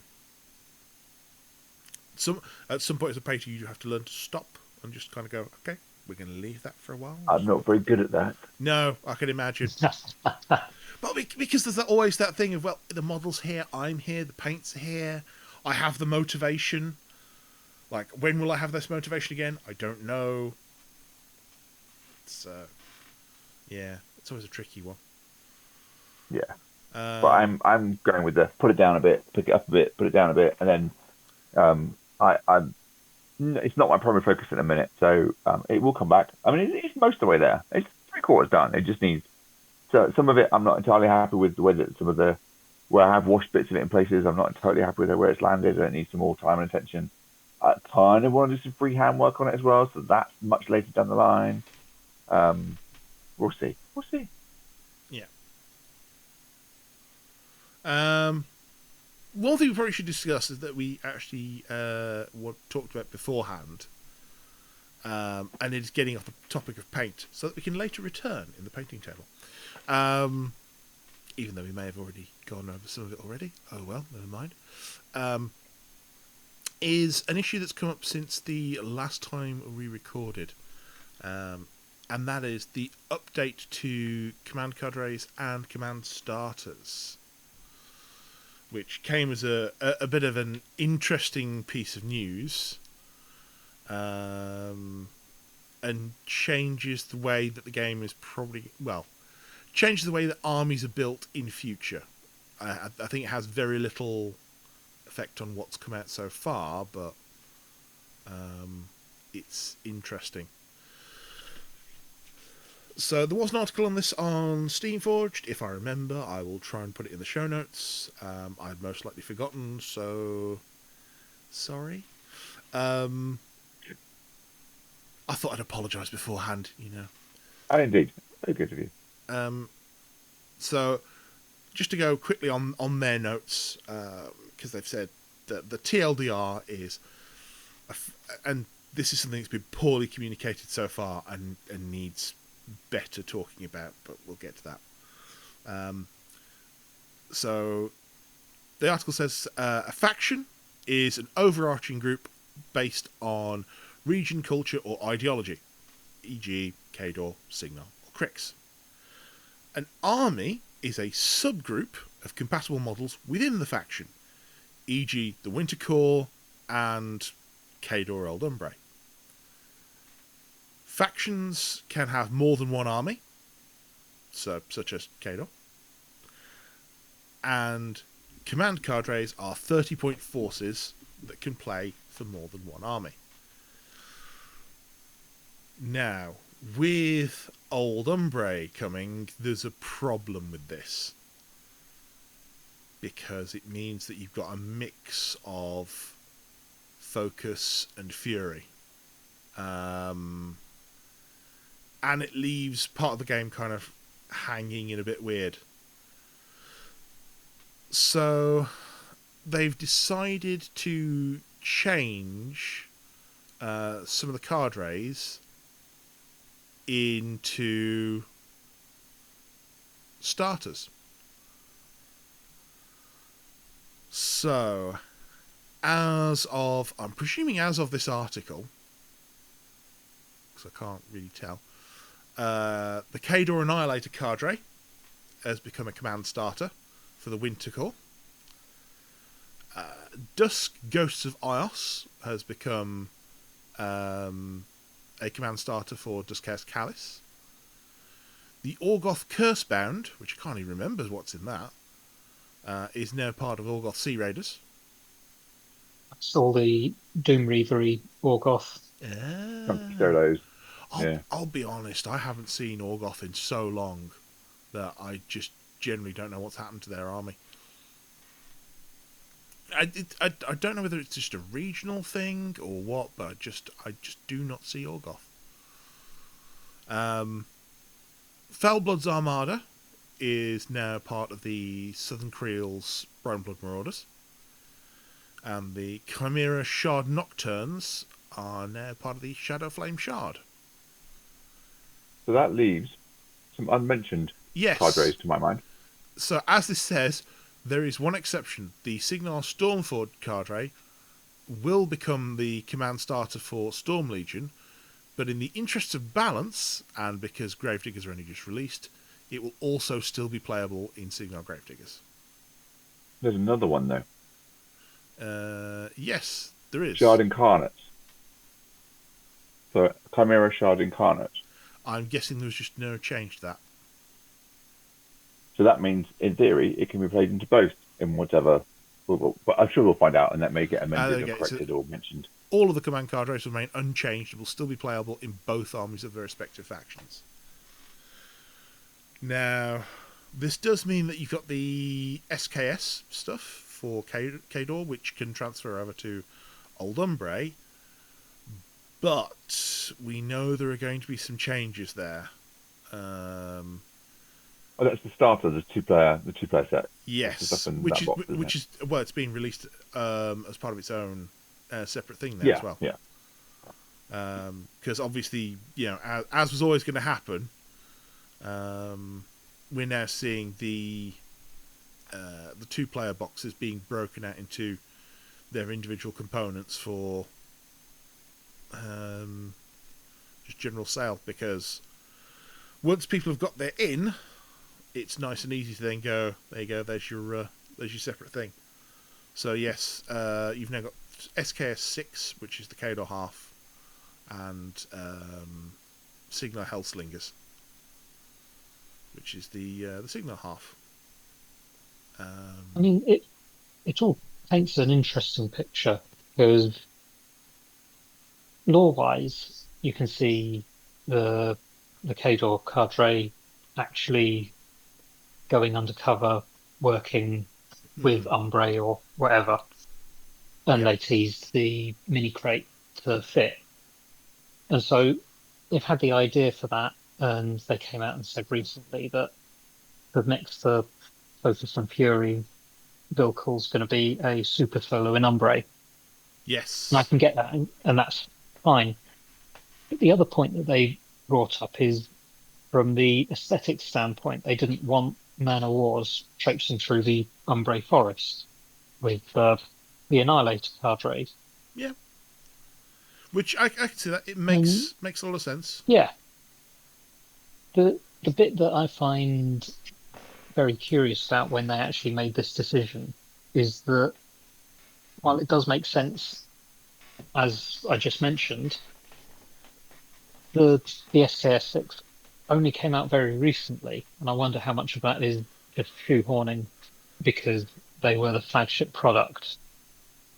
But then if you look further afield at the Ghosts of Ios, there is, I think, quite a bit of upset from Dust players because the Ghosts of Ios lore specifically calls out that they work for all the different houses, not just Dust. Well, And so it's they aren't tied. weird. Yeah, they aren't tied to a house. You're right. Yeah, and so it's a bit weird that they are now tied down. I do wonder, and this is kind of purely theoretical, how much of this is doing their best to tidy up a situation they've been left with.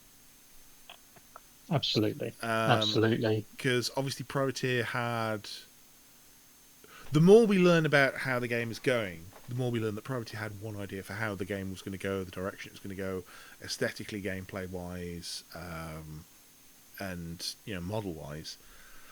And we're learning that that's being firstly tailored by Steamforged, but now the direction is being, in some cases, reversed, in some cases, deflected.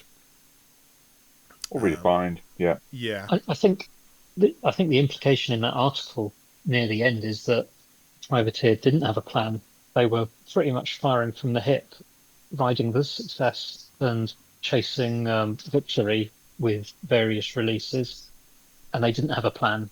And Steamforged have now said, this is where we're going in the next 5 years. We need to map this all out. Yeah. These bits don't fit, so what are we doing here? And what I would say is we're relatively early in the release cycle. A lot of stuff doesn't have their second army or more yet.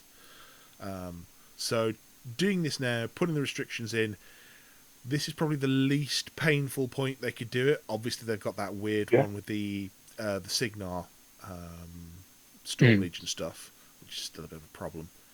But by being but that fits. Also, you've got two legitimate military forces. Yes, of course they would have troops that share between them. It's the most compatible, isn't it? Yeah. But what I was going to say is, at this point, if they're restrictive now, what they can do later is go, oh, okay, we figured out a way that we can just tweak this. We can add this tag to this cadre, and yes, they can go between two armies now. There's nothing to say they can't free things up later. It's much easier to say now with one army, no, this is locked to one army, and then free it up later than it is to have them as free reign through the entire of the edition, then suddenly go, oh, hang on, no, this is really broken near the end. Yeah, and Gravediggers are the exception because, like you say, they just came out and people will have run out and bought them. Yeah.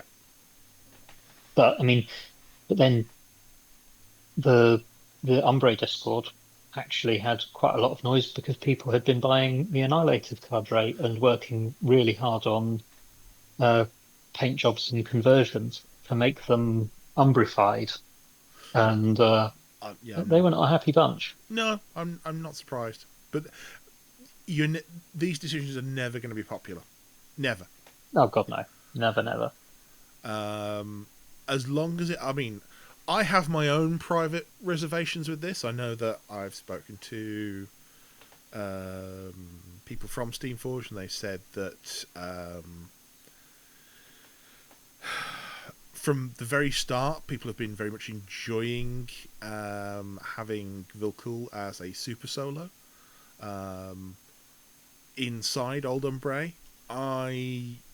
I'm more skeptical because I don't like the idea of one model having two sets of rules in the game. That's a personal thing.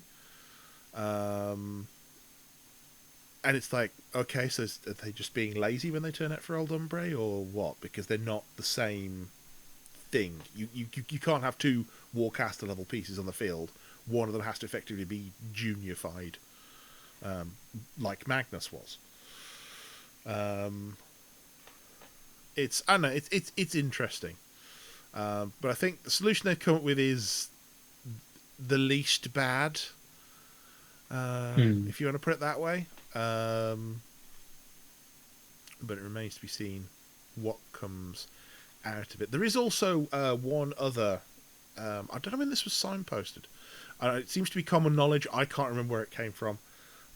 In that Yana for Cadre is going to have, effectively like Old Witch in Mark III, have a separate card for Old Umbre, so that she can work with beasts. Yes. Is that the Bear Rider? Yeah. Yeah. They always said that she was going to work for Umbre, and in one of the AMAs, they said that it was going to be like an Old Witch 2-3 deal. However, Apotheosis caster. yes, yes. It's an interesting peek into the design, just veering off topic slightly, because her rules don't seem to feel to fit Wintercore very well. No. And I've always considered that she seems to have been designed with a different army in mind. And now that she's out and we're seeing the artwork and armor design of Umbre, she is very clearly wearing Umbre armor. So I wonder on some level if she was designed for Umbre and then backported to Wintercore to fit that Apotheosis release. Yeah, I think very much that's a case of someone whose model was perhaps ready a little bit early, and it's a good display piece. Yeah. And it just became shove it in there, it'll be fine. Yeah. But on the topic of her being released for Umbre, Jamie P had mentioned that she is actually getting, along with a version 2 that is just a Warlock version, they are tweaking her card a bit and changing her rules up slightly. So we'll have to wait and see what that actually looks like. Yeah. Oh wow, she's actually going to be a Warlock version. Yeah. Yeah, she's going to be a Warlock. The rumor I'd heard is that Blow Up is she's losing possibly Battle Lust on both sides, but yeah, we'll have to see what that looks like. But consider her current rules as not final, basically. Yeah.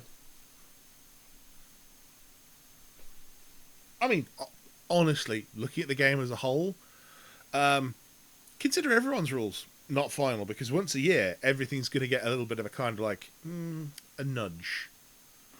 I think a lot of stuff will be fairly stable, But I think every year we'll see some tweaks in places that perhaps there are some sticking points, should we say. But yeah, now that you've mentioned Yarn are not really fitting standard Cadre and being more old Umbre, there is that question of, when you look at Huxley, does that feel more Storm Legion or more Stormforge? And I realise it's a different question because obviously you don't have Stormforge. Stormforge, you mean rather than Gravediggers? Do you mean he felt like he was attached to the Cadre, you mean? Yeah. He feels more like the Cadre than he does the main army. What do you mean?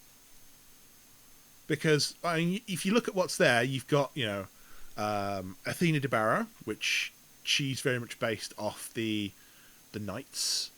Yeah. So your Storm Knights and stuff. You've got Calder, who's based off your Storm Lancers. You've got Wolf, who is playing more towards the medium bases, which I can never remember the names. Assailers and Thunderers. Mm-hmm. And what's Huxley? He feels more experimental weirdness. Yeah. Because it's a flight Good suit. point. And Sparkhammer is definitely more about that makes cool stuff kind of thing. Especially if you see him as the evolution of what's his face? The Nemo. Oh my god, gone on the side. Yes, Nemo. Yeah, Feels like a new Nemo, doesn't he? And you can see Huxley as an evolution of Darius. Yeah. Because it's very much in that same vein of, large, he doesn't have the half jacks with him, but it's kind of in that same sort of large base caster does weird stuff vein. True. I mean, there's a lot of the casters that you can, and I've said this before, where you can trace that bloodline back to earlier casters. Yeah. It's like in Baronova, you can see reflections of Zerkova just hanging around there.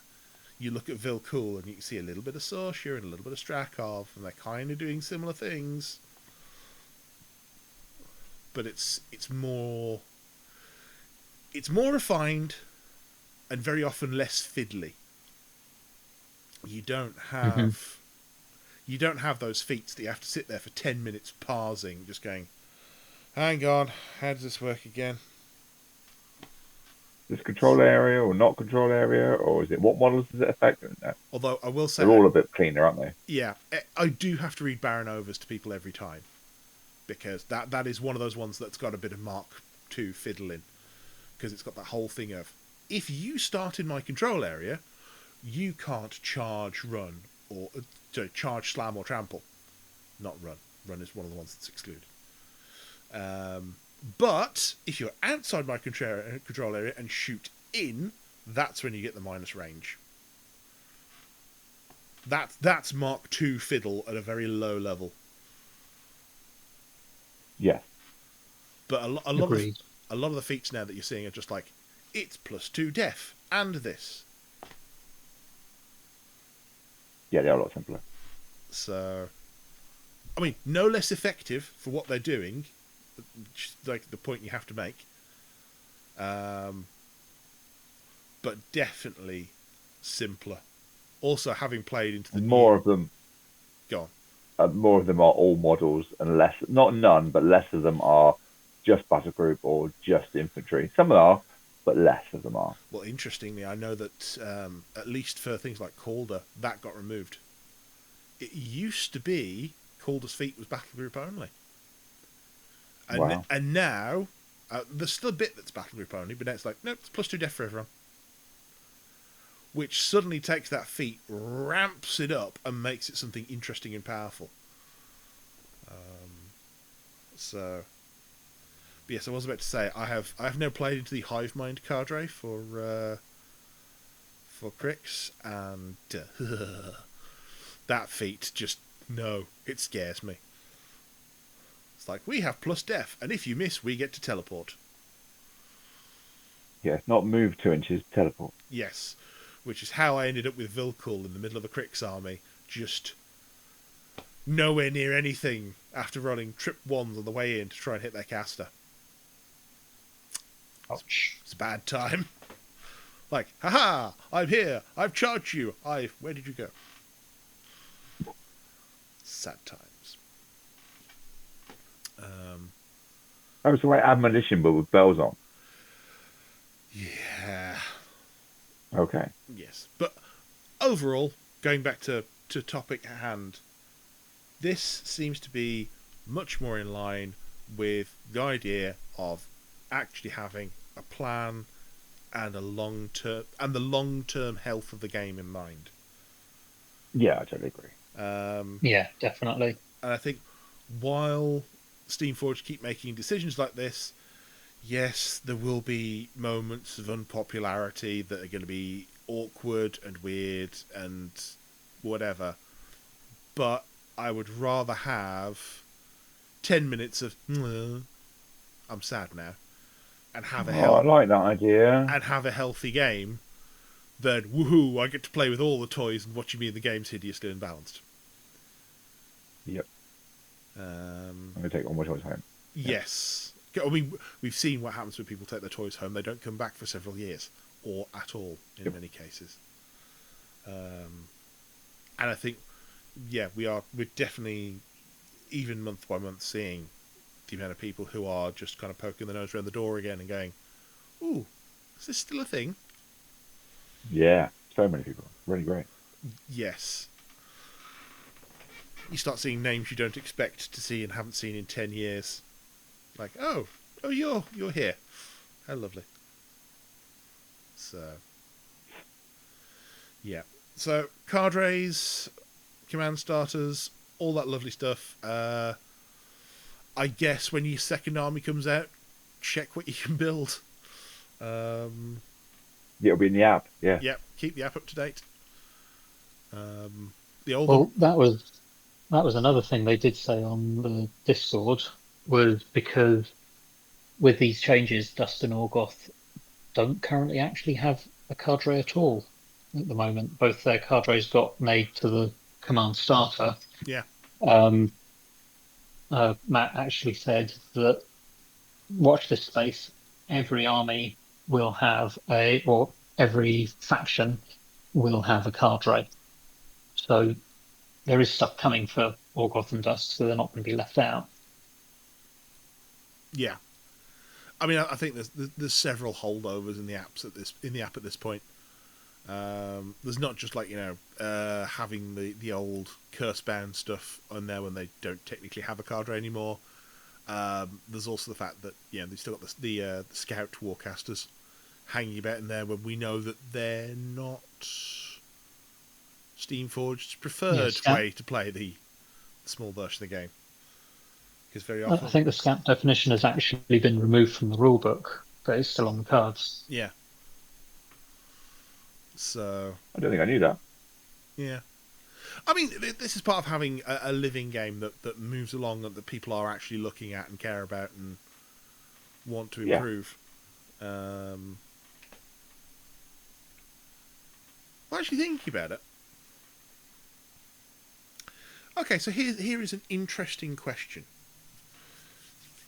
Over the entire of Mark II and Mark III, we usually went about 2 months at a time before someone would go on the rules forum and ask a question that just kind of, for about 2 weeks, completely upended the game on its head. We haven't seen, I don't think, with maybe one exception of like the guard tower or something like that, we haven't really seen that in Mark IV. Is that a sign? We don't have the rules form in the same sense that we did, but I take your point. I mean, Discord in equivalent. We still I can't think of an example. We still have Facebook groups. We still have Discord. We still have areas for people to discuss these stuff and ask questions and go, how does this work? We just haven't seen it. And I'm not sure whether that's a mark of a smaller community that's not finding the exploits as much, which I doubt because it was generally the top players who were finding things and bringing them to people's attention. Or Or, playing them and upsetting people. yeah, or if it's just a sign of an overall more Healthy game. robust rule set. Possibly. It certainly feels it. I think the balance, I think the win rates and the balance, I think reinforces that and supports that if that's the case. Definitely.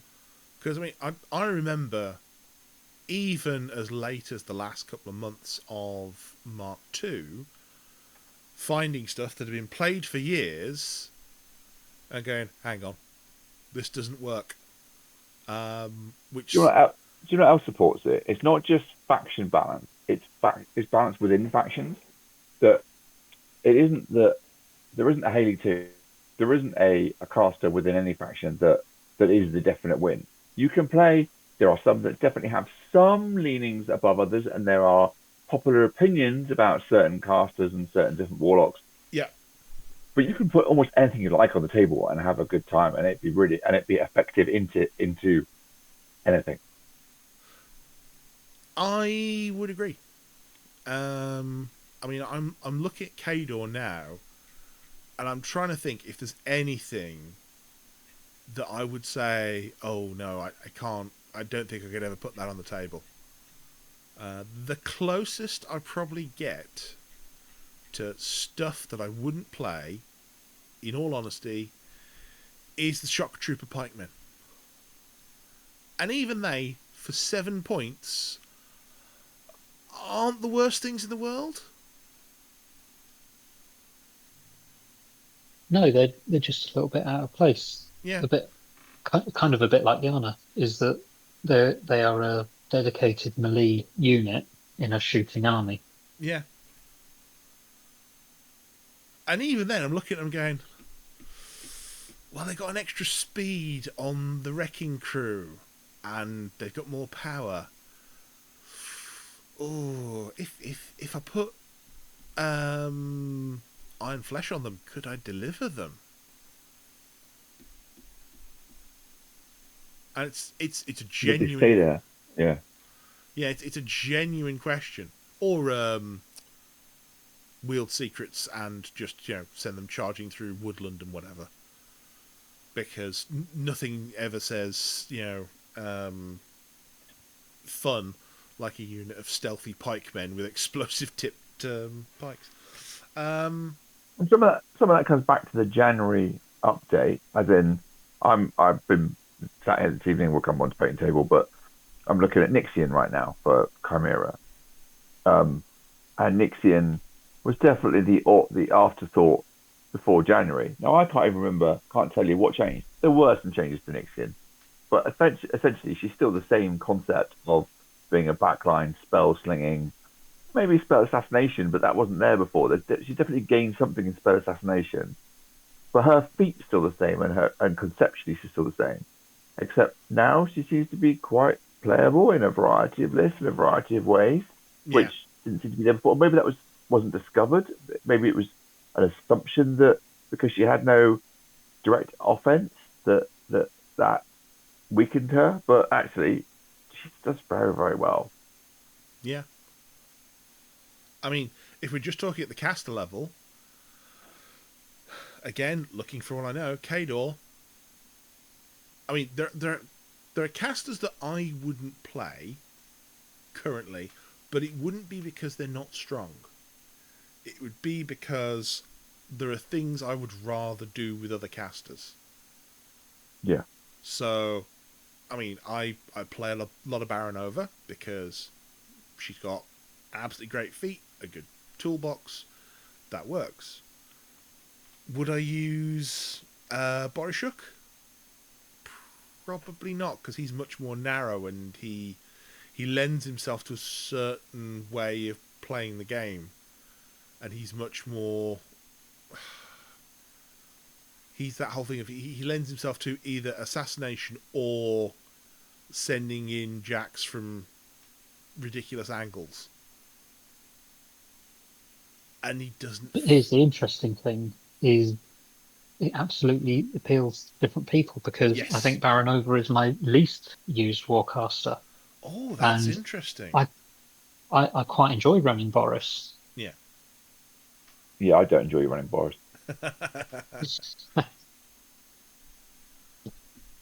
Oh, it's interesting that you don't. Well, is it that you've played her and don't enjoy playing Baronova, or is it that you just don't like the look of her? I'm curious Uh, now. I don't know.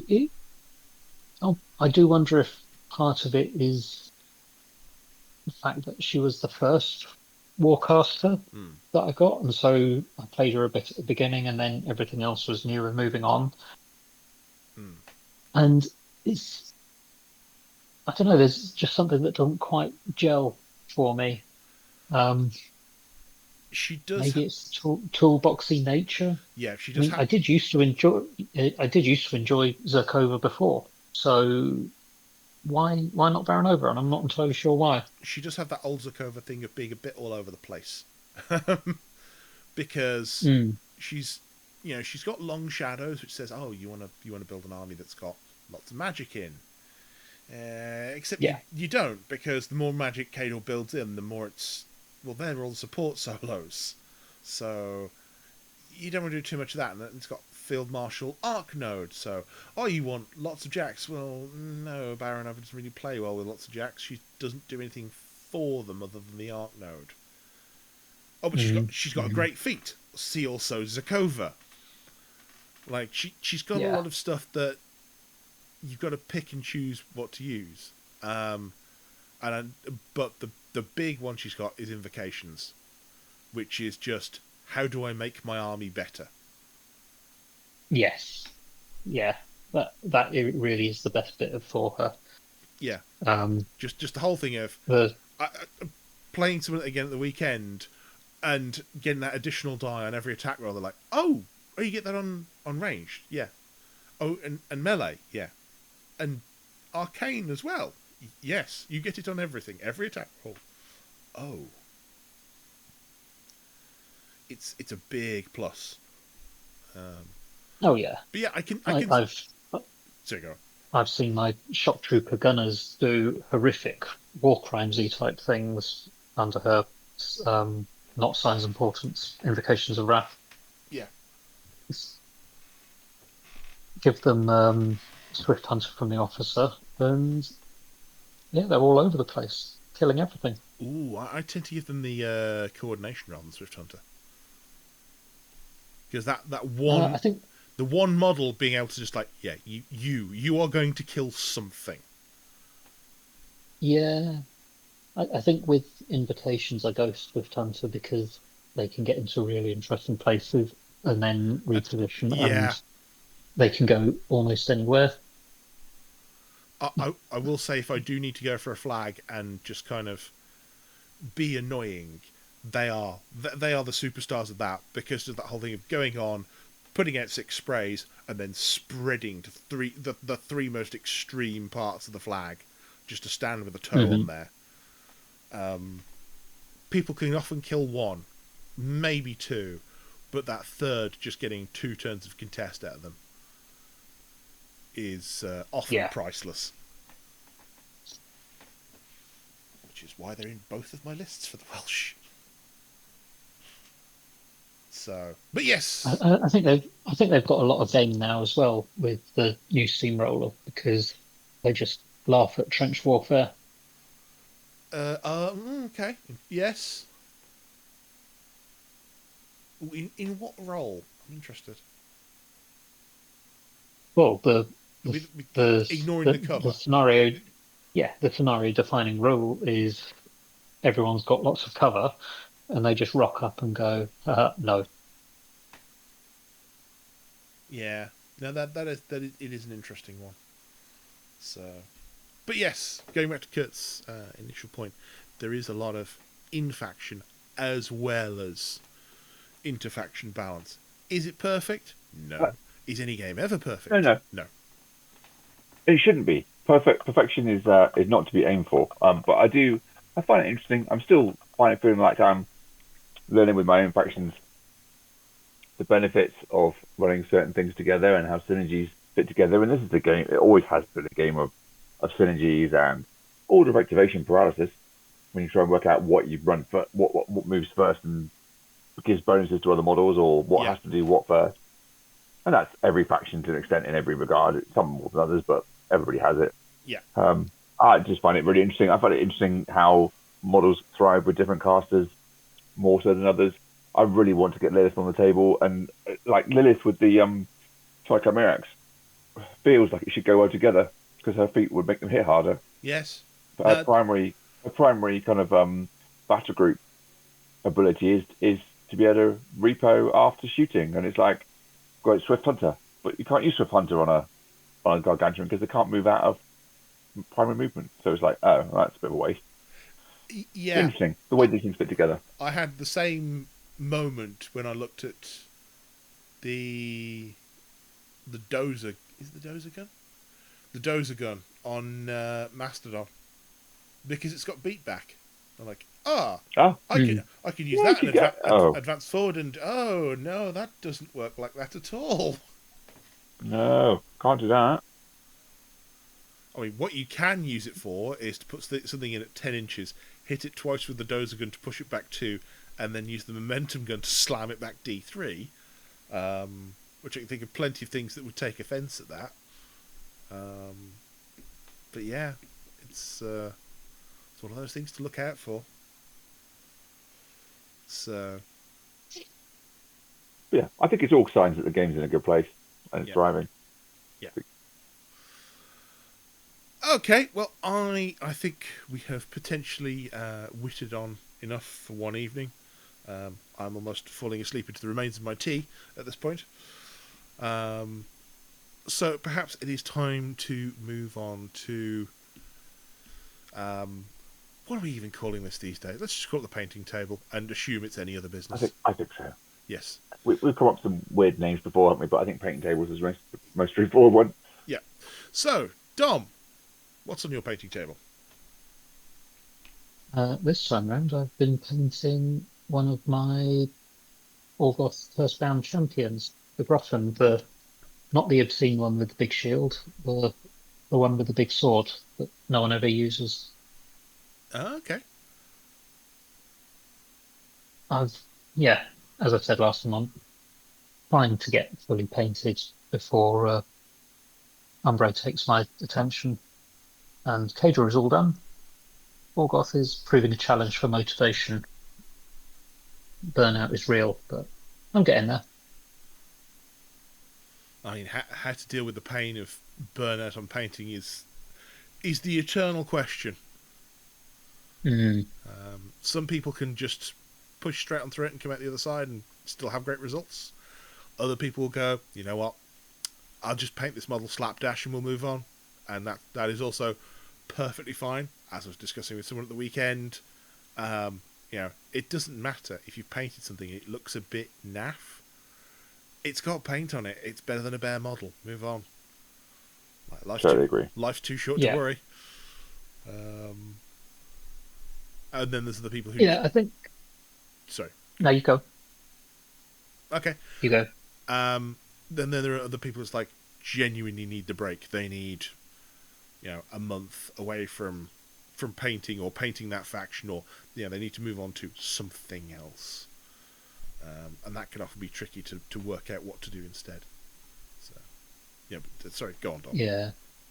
No, it's I think it's just the painting the Groton are they're just not fun to paint. They're just a bit bitty, and there's a hell of a lot of detail there that is awkward to reach to. I think it's one of the things that Matt has said that they want to improve in the future is to make things a joy to paint, and they give things a painting path. I think these dudes just fail at it. Once I've gone past this hump, it'll be a bit more smooth sailing, but you just have to get past them. And it's slightly more annoying that I've got the first two done already. So now the challenge is making the second two at least look a little bit like the first two. Yeah. I mean, consistency is something that plagues us all. But Yeah. yeah, I do really agree with what Matt Hart said in that things should be a joy to paint. Um, like mostly in Cadre, I found that stuff is nice enough to paint, but that's because they're very simple kind of military dress uniforms and whatnot. I did have a problem with so this one comes back to 3D printing. I did have a problem with Sergeant Kroll, in that I found that there was something that was almost physically impossible to get a brush to, and it's a single Oh. piece model. Like, Yes. how am I meant to get my brush in here to do anything? Because I mean, this is actually particular to all the Man of Wars, and it drives me crazy. And it wasn't on the old Man of Wars; it's something new. Basically, the current version of the Man of Wars, instead of having a solid outer shell of armor, you have the armor, but then at the back you can see the armor plates don't cover everything, and you can see the uniform of the person inside. But they're all covered by like handles, and there's leather straps on there that you want to get in there and paint, but it's really damn difficult to do it. I mean, they're incredibly reminiscent of the exoskeleton armor in Edge of Tomorrow. Just that Yeah, that sort of outer framework.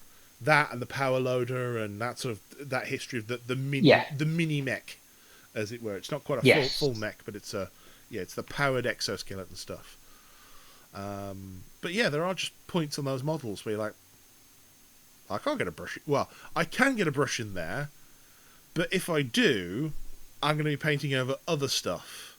And even if I start inside out, it's still going to be a pain. So, mostly smooth sailing, but there's just the occasional point like, I really wish this wasn't a 3D printed model so that I could just kind of twist this arm off and re-glue it sometimes.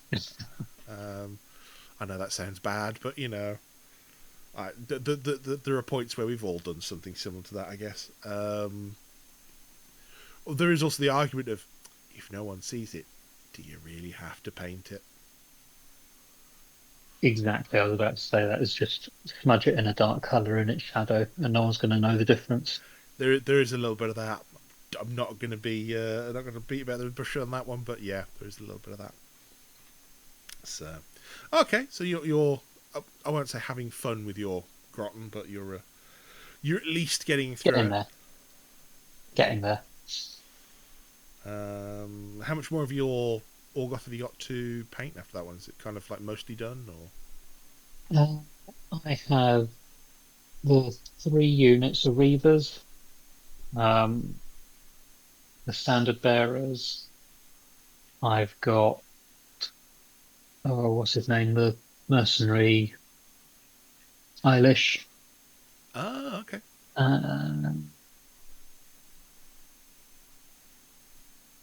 I've got a 2nd unit of War Witches. That's it. That might be about it, I reckon.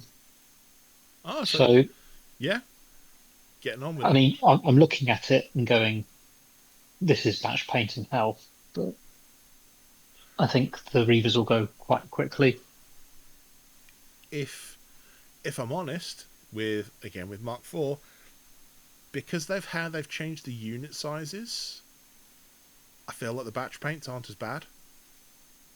Because, No, I'd agree with that. Because rather than, I mean, I batch painted, like, one of my last ones in Mark III was the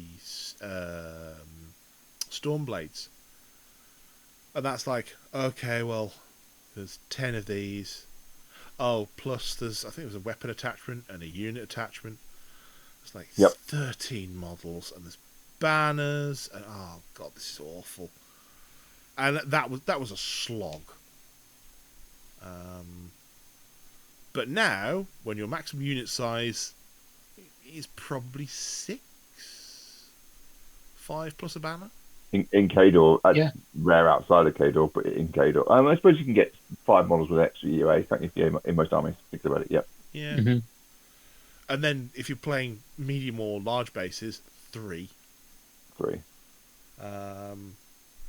It's so much nicer a number to look at, and you feel like you're just chipping away. It's like, yep, if I make all these 3, I've got a unit done. Like tick that off the list. So Yeah, but yes, I do like that. it may be batch painting hell, but at least it's not as bad a batch painting hell as it could be. So Exactly. okay, that's very cool. Kurt, I think we know part of what's in your painting table, but is there anything else? I'm one of these widows that enjoys painting. So this batch painting hell thing, it isn't somewhere where I live. I started my Chimera last year. I lost my way. I don't know if you've ever looked at Chimera in any real detail. There's a lot of swirly bits, and the one layer blends into the other layer, and what's mechanical and what's organic and what is so unusual. So I lost my way with them a little bit last year, and took a break entirely from War Machine, and I painted a ridiculous number of Dark Angels instead. Batch painting is I quartered those as well. They were quartered cream and dark green, and I painted all of my Marines. And that's a lot that I've been gathering for since 8th edition came out. And I enjoyed that, weirdly enough. But no, I'm painting Chimera. And I'm trying to finish it, so I think the Shadow and Scum box, painting those darker and thrashing that out definitely helped me refine the colour scheme for the rest of my army. So yeah, on the table, I've been dancing between different things. So the Wyvern is pretty much there. I think my Wyvern, certainly first Wyvern, is pretty much done. I'm still trying to work on Nixian. Nixian's nearly done. Probably some fine detail stuff to mess about with and try and improve it and make it look like a warcaster, not a solo that's just wandering around. Any further models that I'm just trying to get some finishing touches. And I have the other Trichimera because I've been touching up and messing with that in between as well. So lots of different bits of Chimera trying to finish stuff because I wanted to get it on the table, so I get it reasonable, and now I want to finish, which is something I find difficult. Getting things back on the table and picking up where I left off, I do find difficult. But I'm enjoying the results now. It's that whole thing of once something leaves the painting table, make sure it's finished because it's probably not going back on anytime soon. Yeah, I struggle with that a lot. Yeah, I think magnetic cases help, not going into foam like they used to, but yes, it's just a bit better.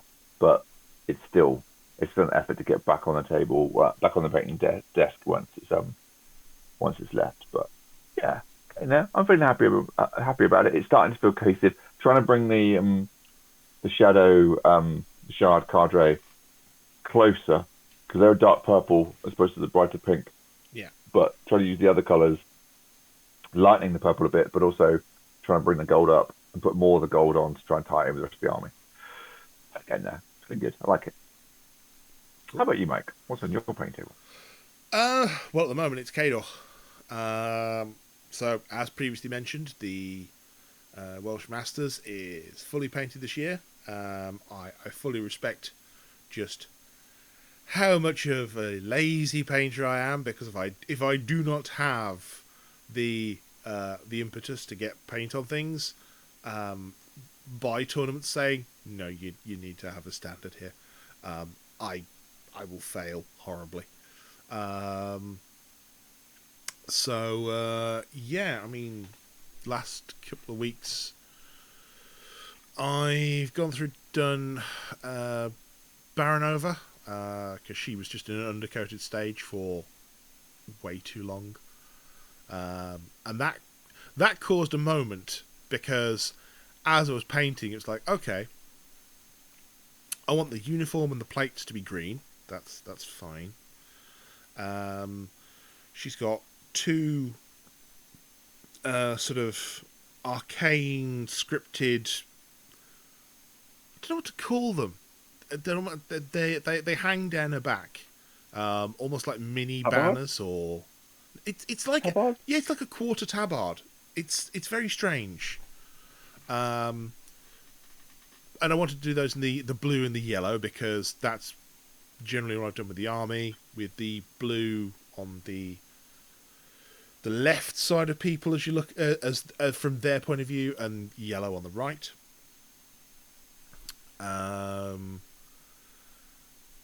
And I started going through all the things I want to paint the stuff, and I was like, what do I paint the cloak? Because I'm trying to avoid red. And it's like, well, it can't be green because the body's green. It can't be yellow. It can't be blue. I don't want it to be white because that would stand out. I have this whole thing where, like, I don't like to do large areas of white unless something's an Arctic thing, because it would stand out too much on a battlefield. I at least want kind of like the impression of something military rather than, just whatever. Like, Go on, Kurt. I know what you want to say. I'm trying to bite my tongue. I am. Dom knows all about painting large swathes of white, and lots of very mean people. Not that I would be one of those, saying it doesn't look finished. There you go. So I was open and honest there, Dom, not just scathing and critical. Appreciate it. Thank you. Just mention his new albino trolls. I've still got them, Yeah, they were last news like 12 years ago. but nobody accused me of not having this finished though. that is true. I got very good feedback on blending and highlighting, and it's some frightening levels of blending on painting white flesh. Don't intend to do that in a hurry again. But yes, if eventually did settle on a colour for the cloak. How can I put this? By using the world's greatest method of cheating at anything. Putting my colour scheme into ChatGPT and saying, Oh, I was going to say that as well. give me some options. Okay. And honestly, again, this is even better. I told it the names of the paints I was using. Not the colours, the names of the paints. And because the first ones I'd mentioned were all GW paints, it came back with GW suggestions. I said, yeah, but can you include some P3 ones as well? It's like, don't worry, fam, I got you. So, and it comes back with a whole new lot of suggestions. And I just picked Baraknar Burgundy with a Screamer Pink glaze for the lighter points. I'm still enjoying that you said, don't worry, fam, like some kind of millennial. Not millennial, you are a millennial, but I am a Gen Zennial, Z. thank you. Yeah. But yes. You are a Zennial, yeah. No, you're not a Zennial. Well, you're on the cusp, are you reckon? Yeah. I'm depending on your definition, which may vary. So the Zennials are Gen Y. the older part of the millennials. The people who particularly... Oh, I see. I thought Zennials were the latter. Yeah. The younger, because they're nearly Gen Z. Gen Y is millennials, isn't it? It's part Gen X, part millennial. So, because we have the more analog childhood. Oh, so Zennials are the next, you mean, yeah. Yeah. Yes. Anyway, that's totally on a side point. What I am enjoying with that one is now having found out how glazes work. Thank you, Duncan Rhodes, for your wonderful videos on how to do it. I'm finding more places to use them, and that was nice. And I know that at least one person said, that's a nice looking cloak. I'm like, yeah, it is. And it took all of about 20 minutes of me going, and slightly more purple, and slightly more purple, and a little dot of more purple here. So, that was nice. Then picked up Sergeant Kroll. Is it Sergeant Kroll? I'm trying to remember what his rank is. Kroll, anyway. Who is the Man of War character solo. And he was a nice short paint, because with Man of Wars you can kind of be a bit more messy because it doesn't really matter. Because those pistons do just blend in with the rest of the model, so where they end is a matter of interpretation. Have you painted any of the new Man of Wars, Dom? Yeah. My code was all fully complete. Do you not find that those pistons just... They don't really have definitions at the end. They just stop on the joints. I'm trying to remember what I did for my pistons. I know there's a couple I would have missed had I not been really carefully looking as well. So I think I'll dogs are have covered in to. snow. yeah, Yeah, but probably. I'll get them out tomorrow and yeah, have a look. I'll send you a photo. but the other one was the fact that for Kroll, because he hasn't got a helmet, and I'd done all my um, suppressors. I'd done one unit with a blue helmet, one unit with a yellow helmet. I'd got no way to incorporate the blue and the yellow, so I just decided that, hey, as a character solo, he's going to have the fancy standout armor. So he got, instead of some of the green plates on the front, he got the yellow and the blue, which would make him look a bit ridiculous. But he's also a man with giant grenade launchers strapped to him in armor that's thick enough for a tank. So I'm okay with that. I mean, it's better than what my first thought was, which would be to go Braveheart and with the face paint blue and yellow. Oh, I'm not brave enough for that one. It was bad enough that I tried to get some detailing on the scars that are above his eye line. I found that a bit rough. I couldn't quite get them as much. I was trying to make them a little bit more pink than anything else, but getting a fine enough tip on the brush to actually just affect those lines was really rough. So I gave up on that. It was a bit of a bad effort. But yeah, no. Anyone who could do face paint, more power to you. I will stick with my simple Cardic flesh with a Midland flesh highlight as just kind of like, here's a simple way to do a face. Are you going to paint the eyes? No, I'm just not. You can't pay me enough. But yes, next on the table will be the Man of War. I keep wanting to say Demo Corps, but it's Wrecking Crew. Yes. Yeah. There's a lot of the names for Cadre that still stick in the mind. It's like every time you put Razor on the table, people call it Torch.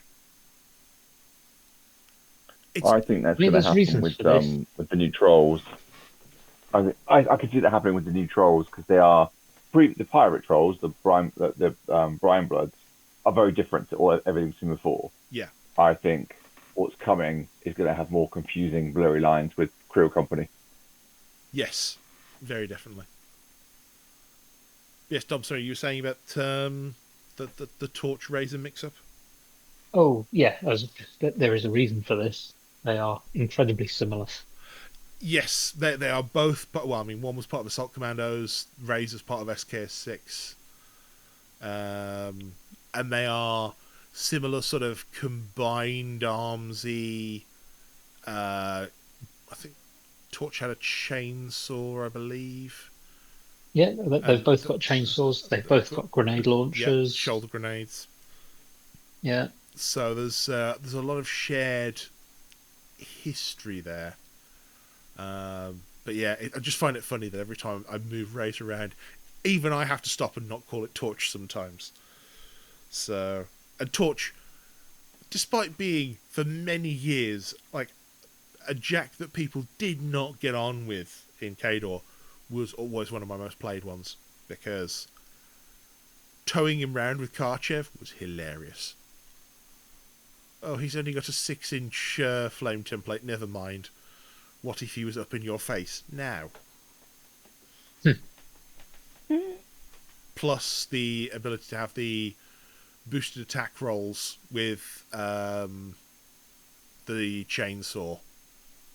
Well, the circular saw was a nice one. Back in the days when things battered. So, yep. So paint table at the moment. Man of War, more Man of War. Possibly some Man of War after that. Yay. You say it like you don't like having Man of War just shoved at you at 4 inches a turn. Kador, I mean, they're alright. It's never. I do find that I keep saying maybe we should have a proper topic about it maybe next time. Just the faction interest is so interesting, and not just in this game, in so many games. But I find this one very. I mean, 40k is quite polarizing as well, isn't it? Yeah. But I do find that really interesting. How I look at Kador and go, yeah, they're alright. I don't hate them, but I don't. Yeah, I hate critics. Critics could do one, but I like. But man, Cadre, I'm a bit like, yeah, can't imagine it making me part with any money. Oh, Oh, it's really interesting. I mean, Cador Old Umbre. As soon as I saw the look for that, that was just pure like, take the cash, just take it. I like the idea of it, and the concept art I quite like. The models and the final versions of what's coming out. No, Oh, no. okay. I Not like Circle, not but even no, not even the Primeval. no, none of it. Not so the concept art is quite cool. So where did I see on the lock and load? Is the concept art? Yeah, I saw some concept art earlier on one of the pages, and I was like, quite like the look of that. It's the very bottom of the 3D print of what's coming next, isn't it? Of the 3D print subscription. I can't remember. So, yeah, it's on the War Machine Wednesday update, and that's quite the artwork's quite interesting. I like the but none of the models. No, I'm all good. I'm good. You guys enjoy. Oh, I, I definitely will. yeah. I'm already looking at them and sort of But going, then, go on. but then there's trolls in the autumn, aren't there? Yeah, yeah, And I have Russ. you, Like whenever I talk to him, going, "Oh, this I can't say this. This looks amazing. I can't tell what it is. It looks amazing." I'm like, okay, good. So it's that it, I'm not like I enjoy Brian Bloods, but I'm enjoying Chimera a lot and I'm enjoying Dusk a lot. So whether or not that will distract me enough not to buy Trolls immediately, but Trolls have always been my first faction. yeah. I'm drawn to those, but I'm gathering that I'm kind of guessing that neither of you are that drawn to new Trolls in the autumn. In contrast, No, No, I mean, I don't have anything against no, trolls, but at the same point, other than Brine Blood, there's not enough there to make me go, ooh, that looks. I'd like to try that. Um, I think partially for me, yeah, that's probably very fair. I think partially for me, it's the fact that the faction is you either have little trolls, slightly bigger trolls, or really really big trolls, or really really really big trolls. Yeah, It's just kind of yeah, it's trolls all the way down, and I I like having my faction, which is like, and here are the warjacks, and here's our tank, and here's our man of war, and here are our poorly armored conscripts.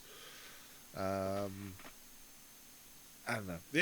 As you said, there is more to be said on that topic, and I think we could have a good 10 minutes on it. yeah. I think we'll circle back to that one, but Yeah, I find it really interesting, and I find Old Umbre as a not a passionate Circle player, but I like Circle.